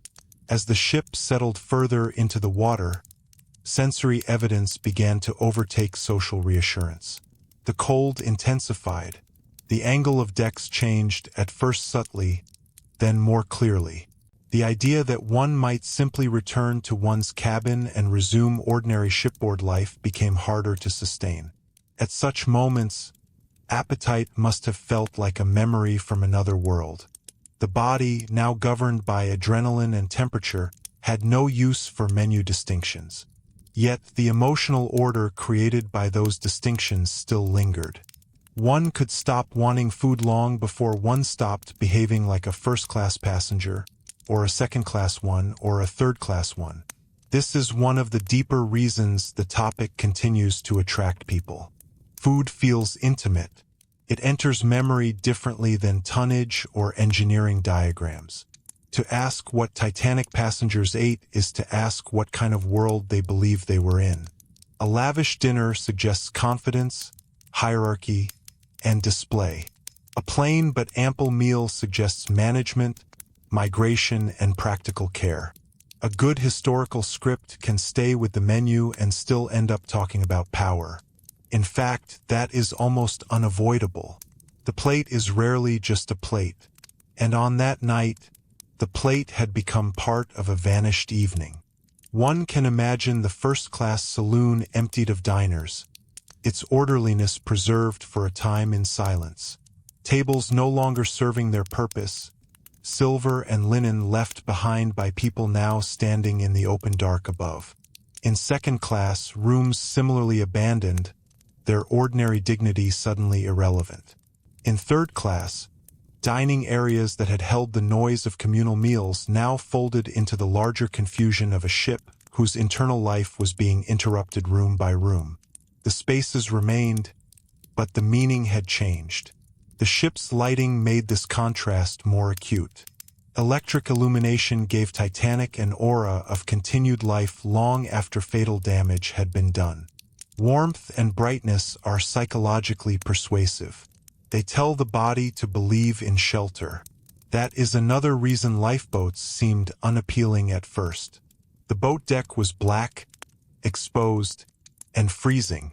The interiors were lit, decorated, and recently associated with food, music, and service. To step into a lifeboat was not merely to obey an order. It was to abandon the entire sensory argument the ship had been making since departure. For some people, that abandonment happened only when no gentler interpretation remained. Others understood sooner, whether through sharper intuition, better information, or a less cushioned relationship to the ship's prestige. There is no single emotional timetable that fits everyone aboard. But the broader pattern remains clear enough. The voyage's earlier rituals, including dining, had educated passengers into trust. When trust became dangerous, it could not be shed instantly. This also helps explain why the later memory of Titanic fastened so intensely on details of elegance. Menus, china patterns, table service, grand staircases, the Turkish bath, the smoking room, the orchestra. These things are not incidental to the disaster's afterlife. They are central to it because they dramatize the contradiction. A simple cargo vessel sinking in the North Atlantic is one kind of tragedy. A floating palace serving multi-course dinners and afternoon tea before sliding into freezing darkness is another. The opulence intensifies the emotional shock, not because luxury itself is the point, but because it makes the break between ordinary expectation and fatal reality feel almost impossible. And still, even as the contradiction sharpened, practical questions dominated the living moment. Which boat? Which side? Which child first? Whether to leave one's husband? Whether there would be time to follow? Whether the order applied to oneself? Whether it was safer to stay? The social world of the meal had given passengers identities. The emergency now forced identities into decisions. Some accepted them. Some resisted them. Some were trapped by them. A man told to stand back as women and children boarded might do so from duty, disbelief, paralysis, or all three. A woman asked to descend into a boat might hesitate because obedience now required separation from everything that had made the voyage feel coherent. The rich and poor alike faced impossible moments, but not from identical positions. A first-class passenger might suffer from delayed recognition and emotional attachment to comfort. A third-class passenger might suffer from delay of access and informational disadvantage. Both can be true at once. This is where historical responsibility matters. Simplification is tempting because it produces clean moral drama. The truth is heavier and more useful. Titanic shows how inequality works not only through blunt cruelty, though there was cruelty enough in the world that built it, but also through routine advantages and routine neglect that become devastating when circumstances change. All of this unfolded while the ship itself continued its slow, almost stubborn progression toward loss. That slowness is important. Titanic did not vanish the moment it was struck. It sank over time, and time gave human habits room to act. It allowed class, courtesy, denial, courage, confusion, and service to continue interacting far longer than one might expect. The sinking was mechanical. The experience of the sinking was social. And so the story keeps returning us to the quiet subject of food. Meals were where the social order had been made visible in its gentlest form.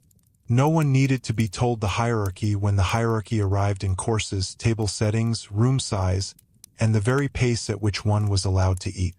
What the night then revealed was how much had been hidden inside those ordinary privileges. Choice was one thing. Nearness to command was another. Being accustomed to immediate service, to being noticed, to having one's uncertainty answered quickly. All of this could matter in ways no menu ever announced. By the time the full seriousness of the situation was becoming difficult to deny across the ship, the old order had not disappeared, but it had begun to transform under pressure. The question was no longer who dined best, but who could move, who could understand, who could be heard, and who still had enough time left to turn instruction into survival. And that is where the story must go next, into the colder, more decisive hours when the elegance of the voyage finally gave way to the harder arithmetic of the boats. And that is where the story must go next, into the colder, more decisive hours when the elegance of the voyage finally gave way to the harder arithmetic of the boats. Once that arithmetic took over, the old language of comfort began to thin. Not disappear at once, but thin. A dinner service can hide labor. A well-lit saloon can hide mechanical danger. But a lifeboat hanging above black water forces a more primitive calculation. How many places? Who goes first? How much time remains? Which side of the ship is loading faster? Which instructions are clear, and which are only half understood? This was the stage at which the social meanings embedded in food and service began to reveal their most practical consequences. During the voyage, first class had not simply received richer meals. It had received an education in being attended to. Doors opened. Questions were answered. Uncertainty was reduced by staff intervention. A passenger did not need to know the ship intimately because the ship, through its servants and its systems, knew how to guide the passenger. In an emergency, that habit could still function as an advantage. A steward might come quickly. A route might be easier to follow. A question might be answered without delay. Such things sound small. On Titanic, they were not always small. At the same time, the advantage was imperfect and sometimes strangely double-edged. The very people most accustomed to comfort could also be the people slowest to accept that comfort had ended. Some first-class passengers were urged repeatedly to enter boats they distrusted. Others resisted being separated from husbands, sons, or companions. A luxurious environment had trained them to expect that arrangements would improve, explanations would arrive, and a decent solution would soon be provided. That expectation was not irrational under normal conditions. But the night had moved beyond normal conditions, and the discipline of waiting for better service could become a fatal form of patience. This is one of Titanic's recurring contradictions. Privilege offered real advantages, but it also wrapped some people in a sensory cocoon that made the truth harder to feel. By contrast, the poorer passenger often had fewer illusions about being looked after, but also fewer pathways through which help could come. The wealthy could be delayed by disbelief. The poor could be delayed by distance and confusion. Both delays emerged from the same social design, only in different forms. As the lifeboats were prepared and lowered, the separation between classes did not operate like a single locked mechanism. It was looser, messier, and more dependent on timing and location than popular mythology sometimes suggests. But the broad reality remained severe. Those already close to the boat deck, already known to the service culture of the ship, already dressed in a world where their movements attracted attention, were better positioned to be absorbed into the evacuation process. Those coming from further below, from less visible spaces, from communal quarters not designed around individual notice, had to work harder simply to enter the zone where decisions were being made. The ship's earlier meal routines had already rehearsed this difference. In first class, dining was organized around anticipation. Staff anticipated appetite, preference, and pace. In third class, dining was organized around the management of numbers. Food was prepared for groups, delivered according to routine, and consumed within a more collective framework. The same institution that individualized the wealthy and standardized the poor was now struggling to evacuate both. It is difficult not to see the continuity. Those treated as distinct persons in comfort were often treated as distinct persons in emergency. Those treated in bulk could find themselves lost inside bulk. Yet the night remained full of individual acts that resist any simple pattern. Some crew members guided steerage passengers with urgency and care. Some passengers helped strangers they had never spoken to before. Some families found routes upward together. Others were split by moments of hesitation so small they would be impossible to judge from a distance. This, too, is part of the trustworthiness the story deserves. Systems matter enormously, but no system eliminates human contingency. One turned down a corridor, one steward encountered or not encountered, one decision to go up sooner rather than later, one child to carry, one language barrier at the wrong moment. These could shape entire fates within the broader structure of class. On deck, meanwhile, the lifeboats themselves were teaching a harsher lesson than the dining rooms ever had. A grand liner can sustain the illusion of endless capacity. It has multiple decks, broad public spaces, stores of food, crews of servants, and the imposing visual weight of steel. A lifeboat is the opposite. It displays scarcity openly. Its limits are visible. One can count its benches. One can feel its exposure. And so the lifeboat confronted passengers not only with danger but with the abandonment of all the voyage's earlier promises. No wonder some hesitated. To climb down into a small craft was to acknowledge that the ship had ceased to be the world it claimed to be. That acknowledgement came unevenly. Some officers, fearing panic, maintained composed language. Some passengers still joked or minimized the danger. Others, sensing more clearly what was happening, pushed for swifter action. The resulting atmosphere was psychologically complex. It was not a single mood but several moods existing at once. Confidence, denial, duty, uncertainty, rising fear. This is why the story is so effective in long form.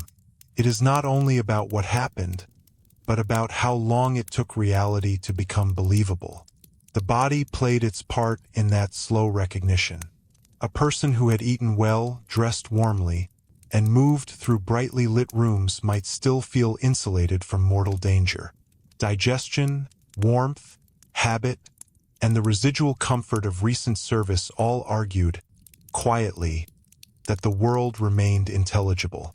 A person coming from colder, plainer, more crowded quarters might have had fewer illusions of luxury, but could also be physically more burdened by the effort of movement, by children, bundles, or exhaustion. Food, clothing, class, and distance all shaped how the body met the night. There is an especially sad irony in the thought that the more elaborate meals of first class, remembered now as symbols of excess, belong to a world that still imagined itself durable. The very fullness of those menus spoke of confidence in tomorrow. Multiple courses make sense in a universe where time continues obediently. They assume another morning, another luncheon, another tea, another dinner, another arrival. The simpler third-class meals carried a different emotional structure. They were less about display than about getting through the voyage. Yet both forms of dining depended on the same hidden belief, that the ship would go on. As the hours moved deeper into the night, that belief began to fracture in ways visible even to those who had clung to it. The list of the ship, the growing cold, the repeated lowering of boats, the fewer and fewer reassurances that sounded convincing, these altered the emotional weather. The boat deck ceased to feel like a temporary assembly point and began to feel like a frontier between two futures. Some would leave the ship. Some would remain on it. The difference between those outcomes no longer felt theoretical. Still, what is remarkable is how much of the ship's service ethic survived even at that frontier. Crew members continued helping passengers into boats. Blankets were distributed where possible. Women were urged in, often against instinct or desire. Men stepped back, sometimes with stoic resolve, sometimes with uncertainty. The language of women and children first, whatever its uneven application in practice, itself belonged to a moral world structured by ritual and duty. Titanic did not descend at once into pure scramble. Its formal codes held for longer than modern cynicism might expect. That endurance of code is one reason the subject remains so haunting to adult audiences. There is something both admirable and terrible in it. Admirable because discipline, courage, and restraint were real. Terrible because restraint can become lethal when time is scarce and the situation is not fully understood. The same civilization that produced polished table service and elaborate social codes also produced men who, in some cases, obeyed those codes past the point where obedience could save them. It is difficult not to feel both respect and sorrow in that. And for third-class passengers, those codes were overlaid by another reality entirely: the simple need to reach the boats at all. By the time many did, some of the earliest opportunities had already narrowed. This is where the grand abstractions of class become physically visible. Not in speeches, but in stairways. Not in theory, but in minutes lost. The social order of the ship had always been spatial. Meals had taken place in different rooms because the classes were meant to occupy different worlds. When those worlds had to converge in an emergency, the earlier separation became a trap for some and an advantage for others. It is tempting to imagine that once people reached the boat deck, class dissolved in the face of imminent death. But even there, status could still operate indirectly. Clothing marked people. Manner marked people. Accent marked people. Familiarity with formal authority marked people. A well-dressed woman from first class, accompanied by a steward or visible within a group already near the boats, existed in a network of recognition. A steerage family arriving uncertainly into a tense, cold, crowded space did not necessarily receive the same immediate clarity. No formal menu announced this difference. The ship had already written it into daily life. And yet, because history must remain honest, it is important not to flatten every scene into a rigid hierarchy. There were moments of improvisation, confusion, and human kindness that cut across rank. There were crewmen focused on practical rescue rather than social nicety. There were passengers who helped others without regard to class. There were also failures, indifferences, and lost chances. Titanic's power lies partly in that mixture. It shows a structured world under stress, not a cartoon. The structure matters precisely because real people are moving inside it. By now, the ship's dining rooms had become almost spectral in imagination. The spaces that had earlier embodied status were no longer socially alive. They existed below or behind the decks where the real struggle was now taking place. One can picture empty chairs, laid tables disturbed or abandoned, service equipment no longer serving.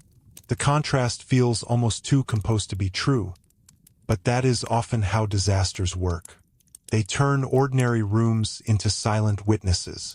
A place devoted an hour earlier to appetite becomes, without changing its furniture, part of a doomed interior world. This may be why menu cards survived so vividly in memory and collecting culture afterward. They are tangible pieces of a suspended normality. They can be held in the hand. They list dishes in elegant type. They speak from the exact hour before certainty broke. Unlike the ship itself, which lies fractured and inaccessible on the ocean floor, a menu feels intimate. It allows later generations to enter the lost evening at the level of paper, language, and expectation. Says, this is what people thought the night was for. And that is a powerful thing, because the more closely one studies what Titanic passengers ate, the more one sees that meals were not incidental decoration around the main event. They were among the clearest expressions of how the ship understood human value. First class was offered distinction, choice, and leisurely attention. Second class was offered solid respectability. Third class was offered adequate, organized sustenance. Each menu was a condensed social philosophy. Each dining room was a lesson in place. When the crisis came, those lessons did not stop teaching. There is also a broader imperial and transatlantic backdrop here. Edwardian Britain and the Atlantic world were deeply invested in the idea that hierarchy could be humane if properly managed. A grand ship could separate classes but do so elegantly. It could feed migrants plainly but decently, the middle classes comfortably, and the elite lavishly, all while presenting itself as rational and modern. Titanic, in that sense, was a machine of managed inequality. It did not hide class. It aestheticized it.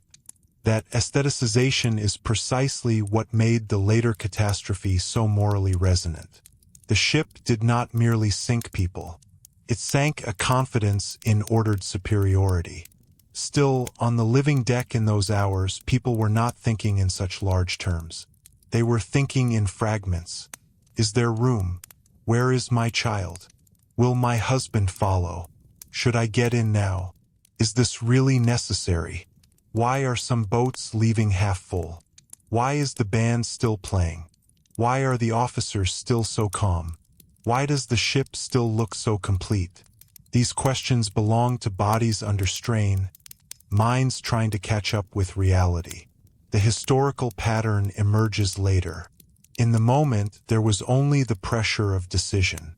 And those decisions kept arriving faster. The later boats were loaded under conditions of growing urgency. The earlier atmosphere of reluctance gave way, gradually, to sharper understanding. The deck became less a place of controlled assembly and more a place where time was visibly collapsing. Here the social world of the meals, slow, sequenced, confident, reached its absolute opposite. Nothing was leisurely now. Nothing could be deferred indefinitely. The ship that had once stretched an evening into multiple courses was now compressing lives into minutes.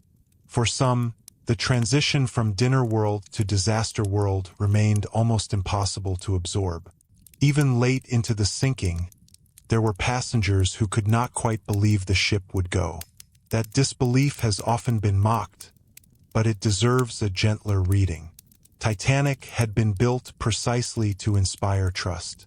It was large beyond ordinary comparison. Its interiors were reassuring. Its service flawless by the standards of the age. It had fed and housed its passengers in a style that implied mastery over risk. To keep trusting such a thing while standing upon it was not stupidity. It was the final success of the illusion. And yet illusions end. They do not shatter equally for everyone, but they do end. As the boats continued to depart and the ship's condition became harder to misread, passengers and crew alike were drawn into a more stripped-down reality. Social polish still mattered. Duty still mattered. But beneath both was a colder, older question of survival. The old order had not vanished, only been forced into a new shape. The menus had taught people their place in comfort. The evacuation was now teaching them, with merciless speed, what that place might mean in danger. Somewhere behind them lay the memory of soups, roasts, puddings, tea, coffee, bread, and carefully set tables. Ahead of them lay black water, overloaded meaning, and the narrowing possibility of a seat in a boat. And as the ship moved further from ceremony into consequence, the comparison between first-class abundance and third-class plainness began to matter less as a curiosity of taste and more as a map of how the entire voyage had arranged human attention long before the iceberg appeared,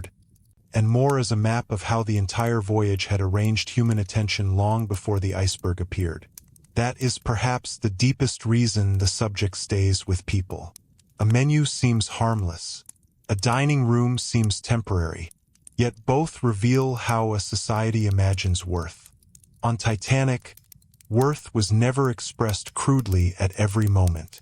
It was expressed elegantly, through comfort, through pace, through the right to be noticed quickly, through the assumption that one's inconvenience should be solved before it grew into distress. In calm weather, that looked like hospitality. In disaster, it looked like advantage. By now, the lifeboats were no longer abstract equipment hanging above the promenade decks. They were becoming the central fact of the night. Each one lowered changed the atmosphere for those left behind. A boat going down into darkness did not simply reduce the number of places remaining. It also altered belief.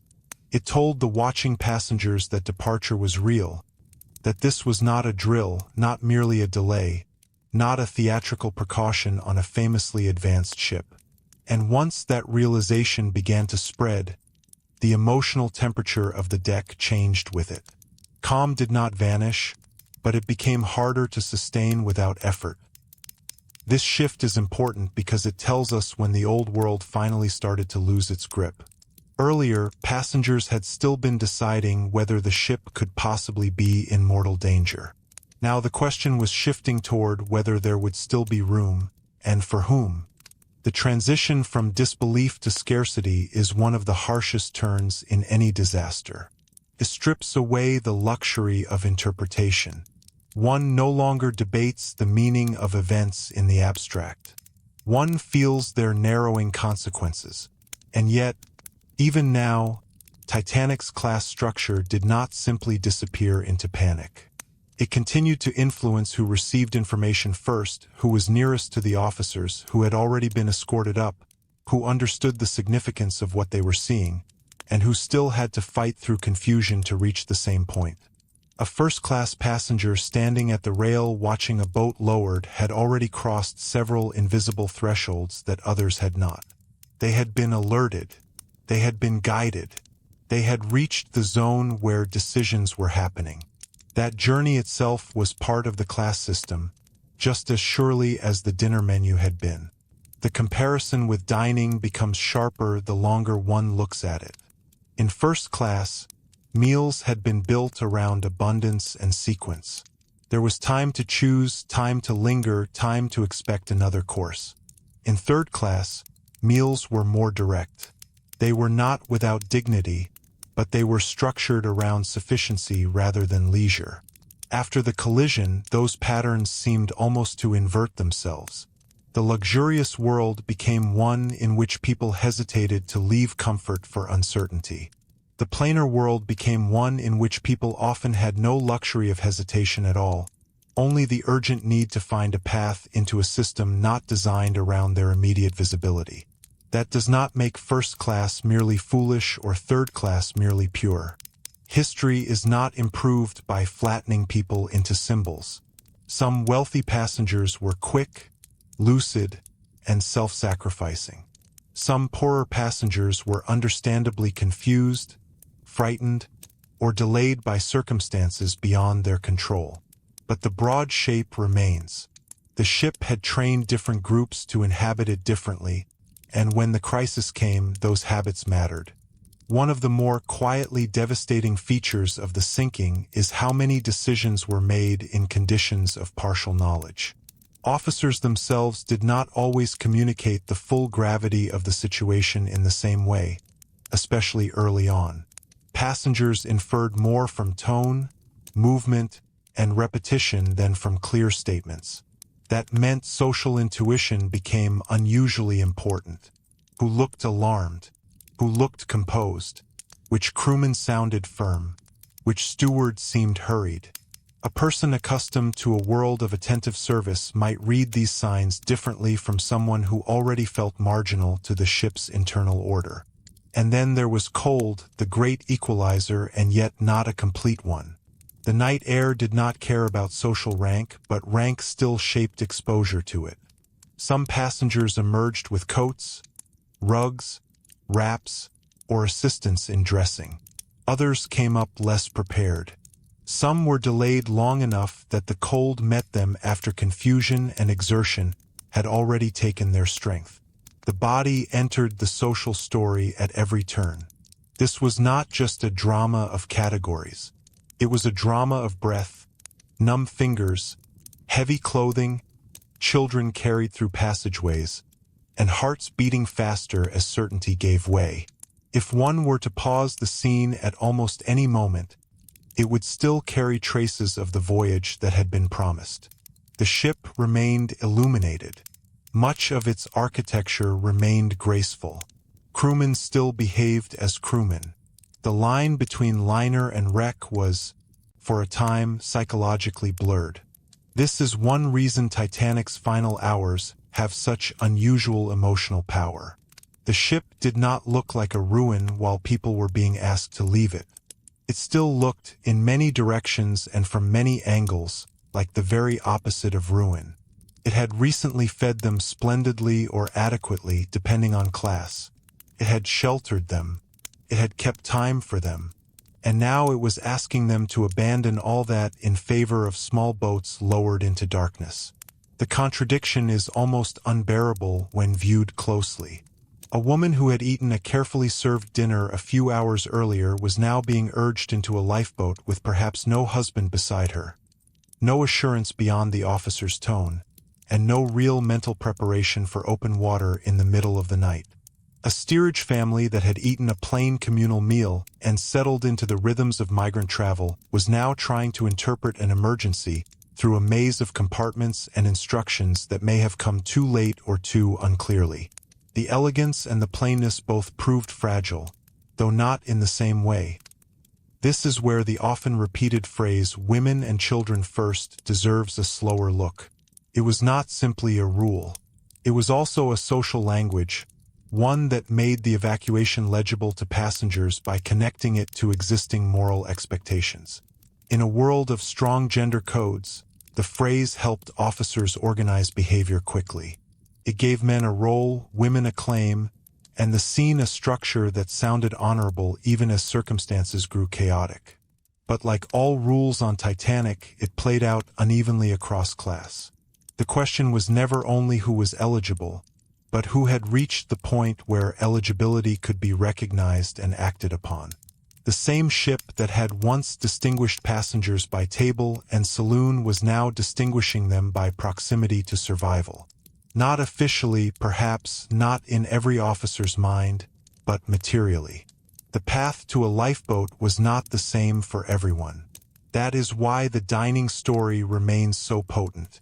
It reminds us that inequality does not have to announce itself in cruel slogans to be real. It can be built into routes, routines, expectations, and which human beings are practiced in being seen. There is another irony here, quieter but no less revealing.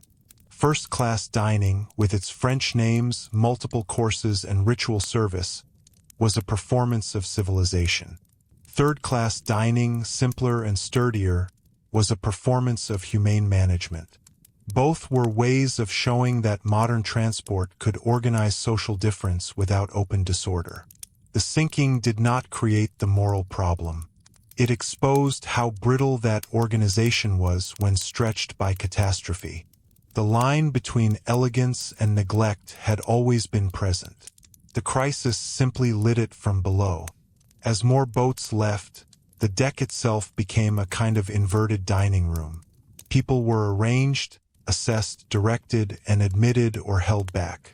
Numbers mattered. Timing mattered. The language of order remained, but the feeling underneath had changed.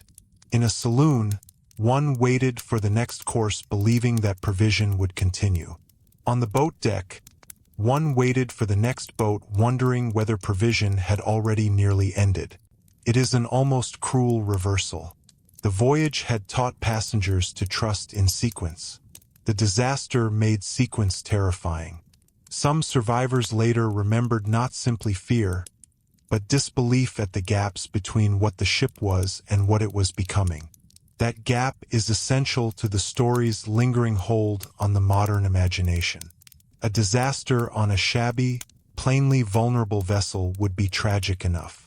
But Titanic's power lies partly in the fact that it had been so carefully built to look invulnerable, civilized, and nourishing. The dinners, the service, the warm interiors, the confidence of arrival times and routines. All of this deepened the later horror. The better the performance of safety, the harder the fall from it. Even the objects associated with dining take on strange emotional weight under these conditions.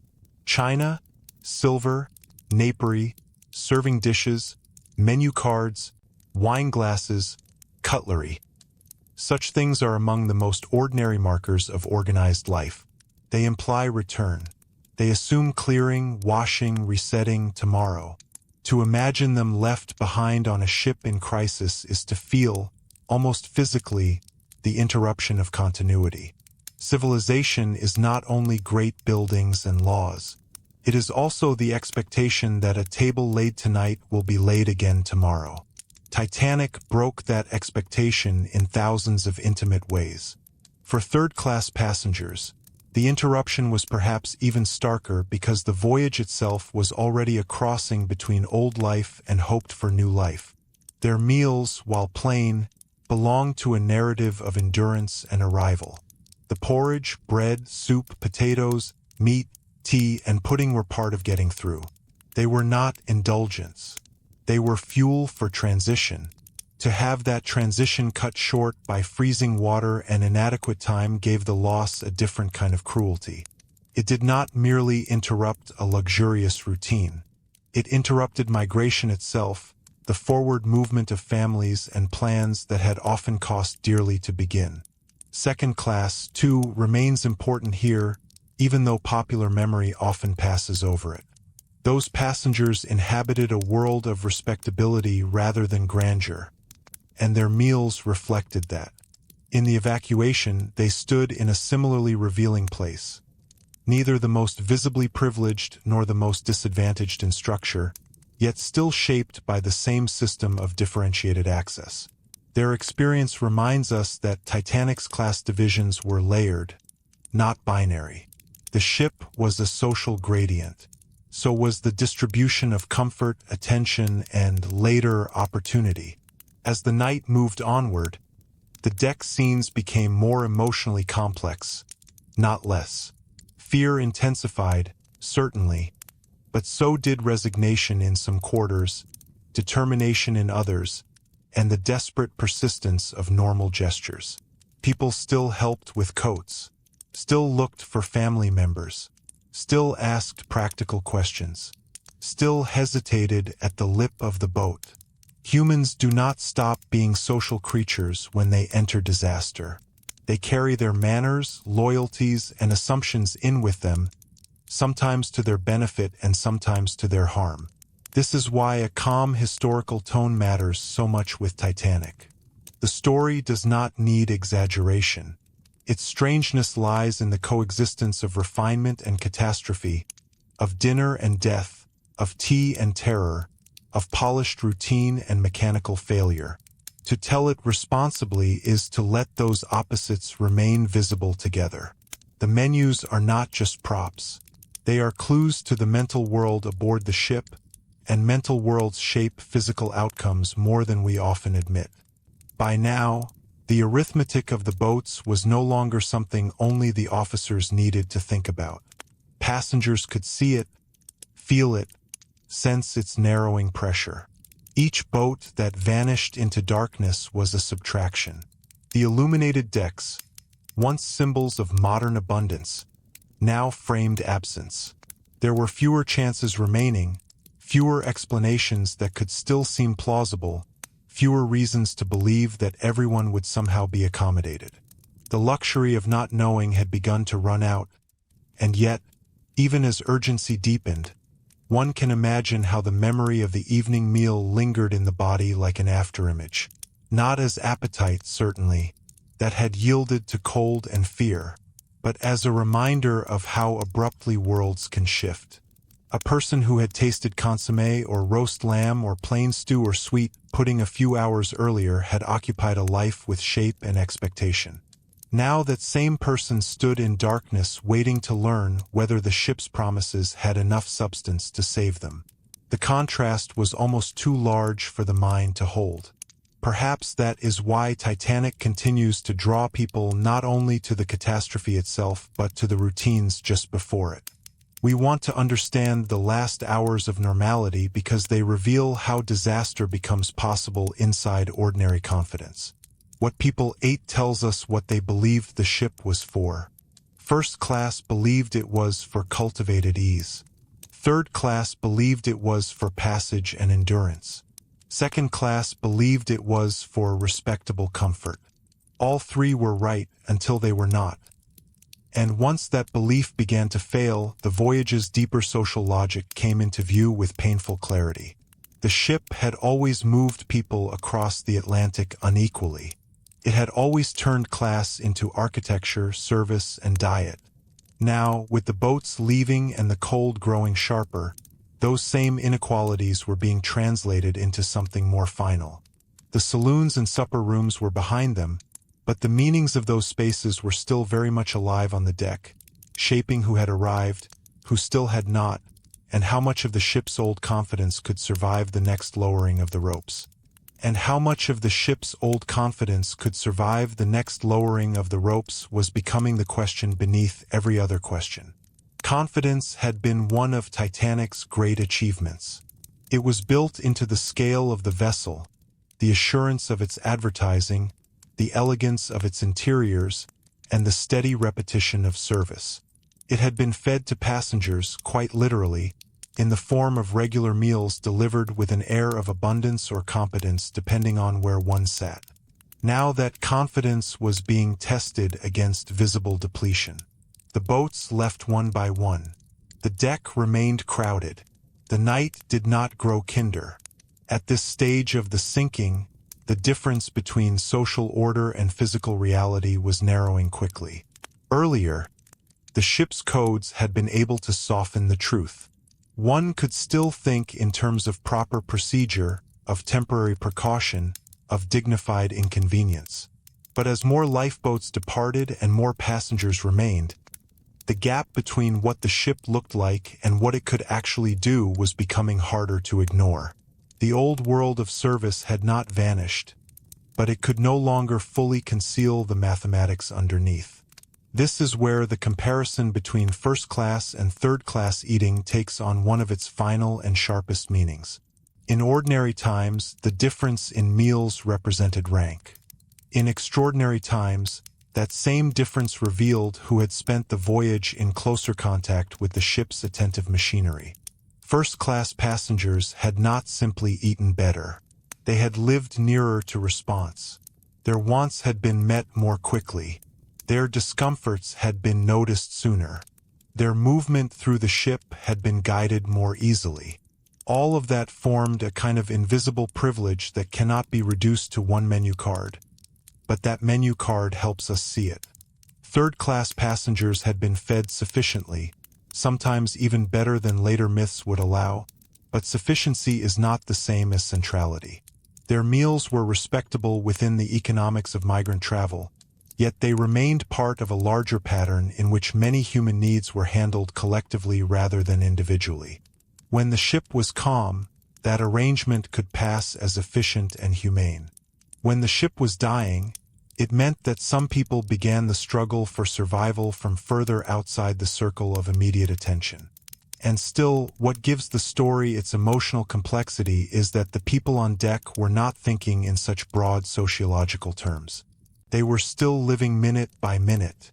A woman deciding whether to step into a boat did not necessarily feel herself as an example of class privilege or class exposure. A father in steerage trying to find the way upward was not composing an argument about Edwardian hierarchy. He was simply trying to get his family somewhere safe. The structure was shaping everything, but it was doing so through immediate human circumstances. This is worth dwelling on because it is one of the easiest places for modern retellings to become overly tidy. Titanic was unequal, deeply so, but it was not neat. People moved through the emergency with different mixtures of knowledge, instinct, denial, courage, duty, confusion, and luck. Even within the same class, outcomes could diverge sharply. A first-class passenger who lingered too long could lose the very advantage that status had provided. A third-class passenger who moved quickly, met the right crewman, found the right stair, or reached the deck at a crucial moment could do what the structure had made harder, though never easy. History becomes more trustworthy when it keeps both scales in view, the broad pattern and the fragile accident. Meanwhile, the ship itself was changing in ways that slowly defeated argument. No matter how persuasive the lights remained, no matter how composed the officers sounded, the vessel could only remain physically convincing for so long. The angle of the decks, the mood among the crew, the visible reduction in available boats, the growing sense that some were already beyond reach of rescue aboard the ship itself. These pressed reality into the minds of those still uncertain. Belief no longer depended only on what one had been told. It now depended on what the body was beginning to feel. The body, in a story like this, becomes a witness more honest than manners. Cold strips away abstraction. Fatigue alters judgment. Fear changes the speed of thought. A person who, an hour earlier, might have been discussing the quality of a sauce or the comfort of a cabin now had to reckon with numb fingers, hurried breathing, and the difficulty of choosing between ship and boat, spouse and self-preservation, obedience and impulse. The rituals of dinner had helped civilize the Atlantic. The cold now reminded everyone that the Atlantic had never truly been civilized at all. There is a subtle but important reversal here. For days, Titanic had turned nature into backdrop. The ocean was something seen from promenades and windows while tea was poured and courses were served. Even the vastness of the crossing had been domesticated by clocks, linens, and routine. But during the evacuation, nature returned to the foreground. The wind, the temperature, the blackness of the water, the exposed openness of the lifeboats. These reasserted a truth that the ship's social world had temporarily softened. Class still mattered, but the sea was the larger reality into which all classes were being drawn. That makes the late persistence of etiquette all the more remarkable. Some men still stepped back when ordered. Some women still resisted entering boats because leaving husbands behind felt impossible. Some crewmen continued speaking with extraordinary control. There is something almost painful in the dignity of these scenes, because dignity does not stop cold or create more seats. Yet it does reveal how strongly the age believed that conduct mattered, even at the edge of disaster. The ship had not only separated people by class. It had also carried a moral code aboard, one that many tried to maintain as long as maintaining it still seemed humanly possible. Food belonged to that moral code more than we might first think. Dining is not only about consumption. It is about order, sequence, restraint, and the confirmation that people know how to behave in a shared space. Titanic's dining rooms had trained passengers into a kind of social choreography. One dressed, arrived, sat, waited, was served, conversed, moved through courses, and departed according to an expected rhythm. In the evacuation, a distorted echo of that choreography remained. One was summoned, assembled, directed, and in some cases invited or refused. The emotional content was now vastly different, but the ship still tried, for as long as it could, to make danger move through procedure. There is, perhaps, no sadder illustration of this than the partially filled early boats. Procedure had not yet yielded to necessity. Officers were working under uncertainty, passengers under disbelief, and the result was a form of order that looked civilized in the moment and devastating in retrospect. This is where Titanic becomes more than a maritime tragedy. It becomes a study in how institutions can remain formally composed while materially failing. The dinners had been wonderfully organized. The service had been polished. The ship could do sequence, hierarchy, and presentation brilliantly. But when survival required a different kind of clarity, that same habit of orderly caution could become terribly costly. And class interacted with that delay in different ways. Some first-class passengers were given more chances to refuse before the urgency became unmistakable. That, too, is a privilege of sorts, the privilege to hesitate because one is expected to be persuaded gently rather than driven. A third-class passenger, by contrast, might not even reach the point of refusal until later, if at all. Their problem was not a surplus of reassurance but a shortage of timely access. The same social structure produced opposite burdens. Too much cushioning at the top, too little guidance below. Second class again sits revealingly in between. Those passengers had tasted the disciplined respectability that White Star offered the professional and middle ranks. Their meals had been solid, their spaces comfortable, their treatment proper. They were neither enveloped in the theatrical luxury of first class nor consigned to the managed collectivity of third. In the evacuation, they occupied a similarly intermediate position, benefiting from better access than steerage while still lacking some of the proximity and attention granted to the elite. Their experience reminds us that Titanic's hierarchy was not simply vertical in wealth, but textured in expectation. The ship knew different kinds of passenger and had learned to serve them differently. As the boat deck grew more strained, the idea of what Titanic passengers ate begins to change from curiosity into key. The question is not really about whether one had salmon or porridge, roast duckling or stew, eclairs or biscuits. It is about what sort of life those foods implied. To eat a grand multi-course dinner is to inhabit a world where time, labor, and ingredients converge around your comfort. To eat plain communal food is to inhabit a world where sustenance matters, but personal preference is secondary. Once you see that clearly, the sinking becomes legible in a new way. The disaster did not invent inequality on the ship. It stripped away the softness around it. Still, the softness mattered. It shaped memory. It shaped hesitation. It shaped how later generations would imagine the event. Titanic's afterlife in culture has always been drawn to contrast. Chandeliers above icy water, orchestras near panic, white gloves in the North Atlantic night. Food is part of that contrast because meals are one of the most intimate ways a civilization reassures itself. To serve a proper dinner is to declare, quietly, that the world is under control.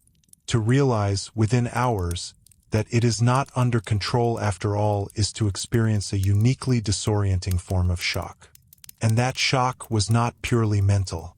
The ship's vibration, its slight but deepening list, the movement of crowds, the sight of boats descending farther and farther from the lit decks. These things began to teach even the reluctant what no brochure or steward had prepared them to know. Some still hoped the ship might stay afloat until rescue arrived. Some still believed there would be enough time for all. But hope was increasingly being forced to coexist with evidence. That coexistence produced one of the strangest emotional climates in modern history: outward order under inward collapse. This is also where the laboring crew, so essential to the dining world we began with, come back into view in a particularly moving way. The same institution that had asked them to create comfort was now asking them to enforce order at the edge of catastrophe. Stewards who had carried trays and memorized cabin habits were helping passengers with life belts, directing movement, and in some cases standing at the hinge between reassurance and truth. Their role reveals something important about service itself. Service is often imagined as softness, but it depends on discipline. On Titanic, that discipline held astonishingly long, even while the physical basis for normal service was vanishing beneath them. Below deck and within the ship, one can imagine spaces that had only recently been full of useful activity now passing into irrelevance or danger. Kitchens, pantries, storerooms, dining rooms, utility corridors. These had been the hidden organs of nourishment. Now they were becoming part of a compromised interior world, still materially there but no longer socially alive in the same way. A galley that had produced order a short time before could now offer little against flooding or fatal tilt. There is a broader historical lesson there. Systems built for prosperity and routine may be highly competent within their intended purpose, yet poorly suited to sudden breakdown.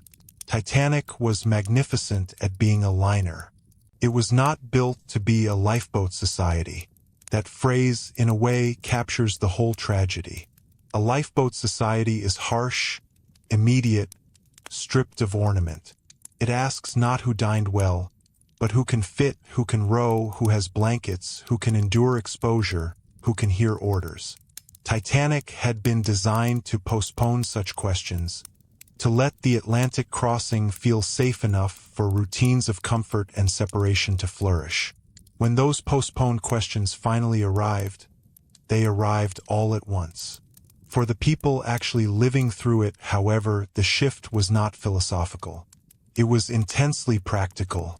Shoes on slippery decks, hands on rails, searching faces, children crying or falling silent, officers calling out, the creak and movement of the boats as they were lowered, the sense, growing stronger, that what left the ship would not return soon enough to help those still aboard.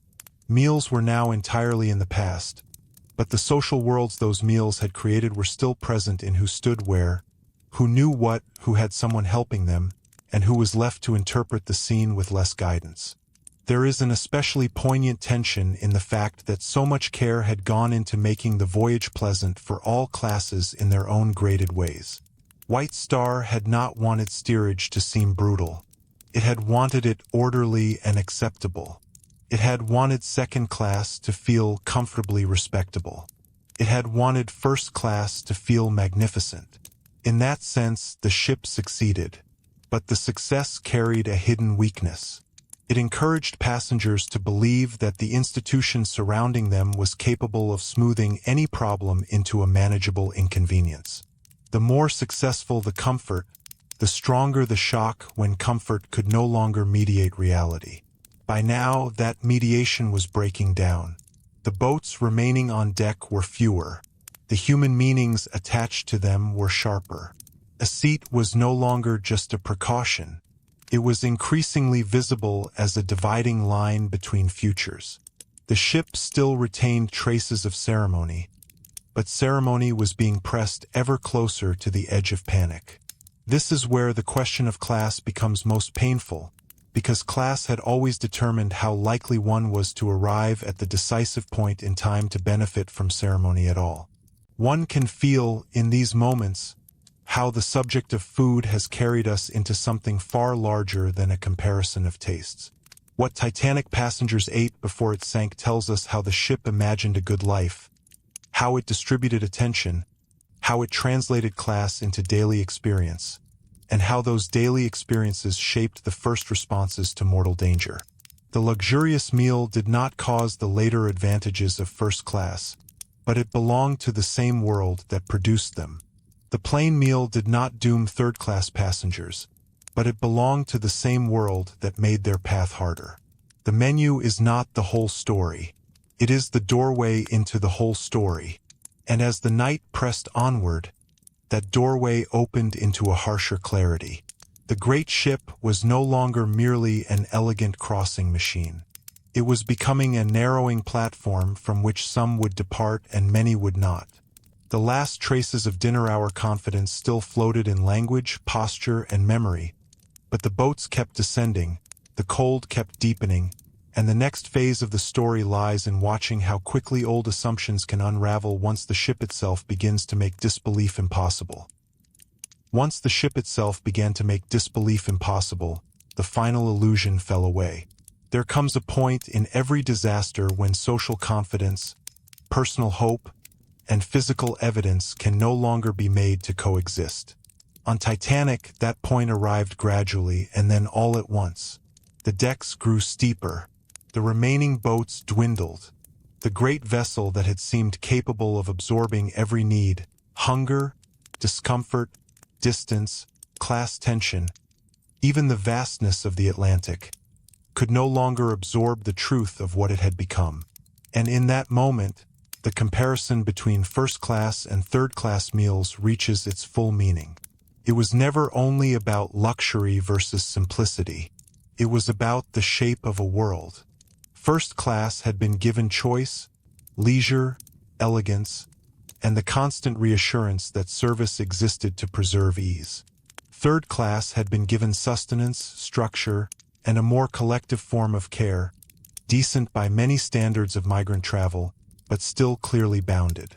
Second class had occupied that wide and revealing middle ground of respectability. Each menu, each room, each rhythm of eating had quietly taught passengers what sort of voyage they were on and what sort of importance they held within it. When the sinking came, those lessons did not disappear. They became fate's rough translation of everyday hierarchy. Nearness to attention mattered. Nearness to information mattered. Nearness to the boat deck mattered. Being accustomed to swift service mattered. Being physically and socially farther from the center mattered too. The food had never been trivial because the food had always been part of the ship's deeper arrangement of human value. And yet the story resists cruelty in one important way. It never becomes only an argument about systems. It remains, painfully, a story of people, of women stepping away from husbands with disbelief still in their faces, of children carried through cold passageways, of men standing back because the moral code of their world still held them, even on a sinking deck, of steerage families trying to turn confusion into movement, of stewards, cooks, and crewmen whose labor had once made comfort possible and who now tried, in different ways, to make survival possible. Titanic was an unequal world, but it was also a human one, and that is why its tragedy has never felt remote. Perhaps that is also why the menus endure so strongly in memory.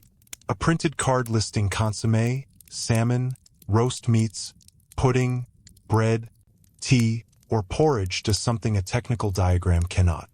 It lets us enter the ship before the ending.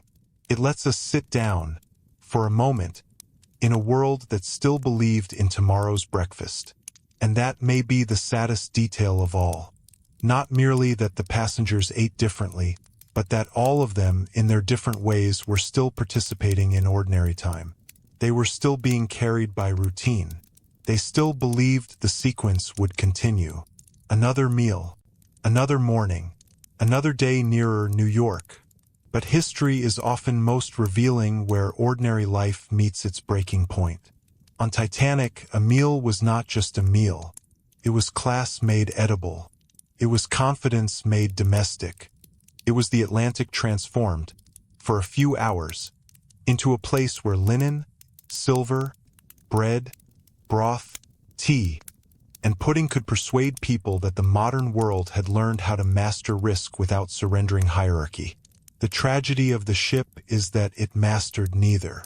The sea remained the sea, and the hierarchy remained, right into the final hours, more consequential than the elegance of the voyage had allowed many to see. What survives, then, is not simply the image of luxury on a doomed ship. It is something more complicated and more haunting. A floating society so well organized that its inequalities could feel natural, even gracious, until catastrophe made them visible in a harsher light. First class dined magnificently. Third class ate far more modestly. But both were living inside the same confidence, the same industrial promise, the same belief that order would hold. And when order failed, it revealed exactly how the voyage had always been arranged. So if there is a lasting historical lesson in what Titanic passengers actually ate before it sank, it may be this. The smallest routines of daily life often tell us the most about the world's people trust without question. A dining room can conceal an empire of labor. A menu can conceal a social system. A well-served dinner can conceal how fragile comfort really is. And sometimes, long before disaster strikes, the future is already present in the quiet differences between one table and another. If you've stayed with me to the end, I'd be curious to know which details stayed with you most, and what you think people today most often misunderstand about life aboard Titanic. And if you'd like, subscribe for more calm, thoughtful history like this. There is always another quiet corner of the past waiting to be looked at more closely.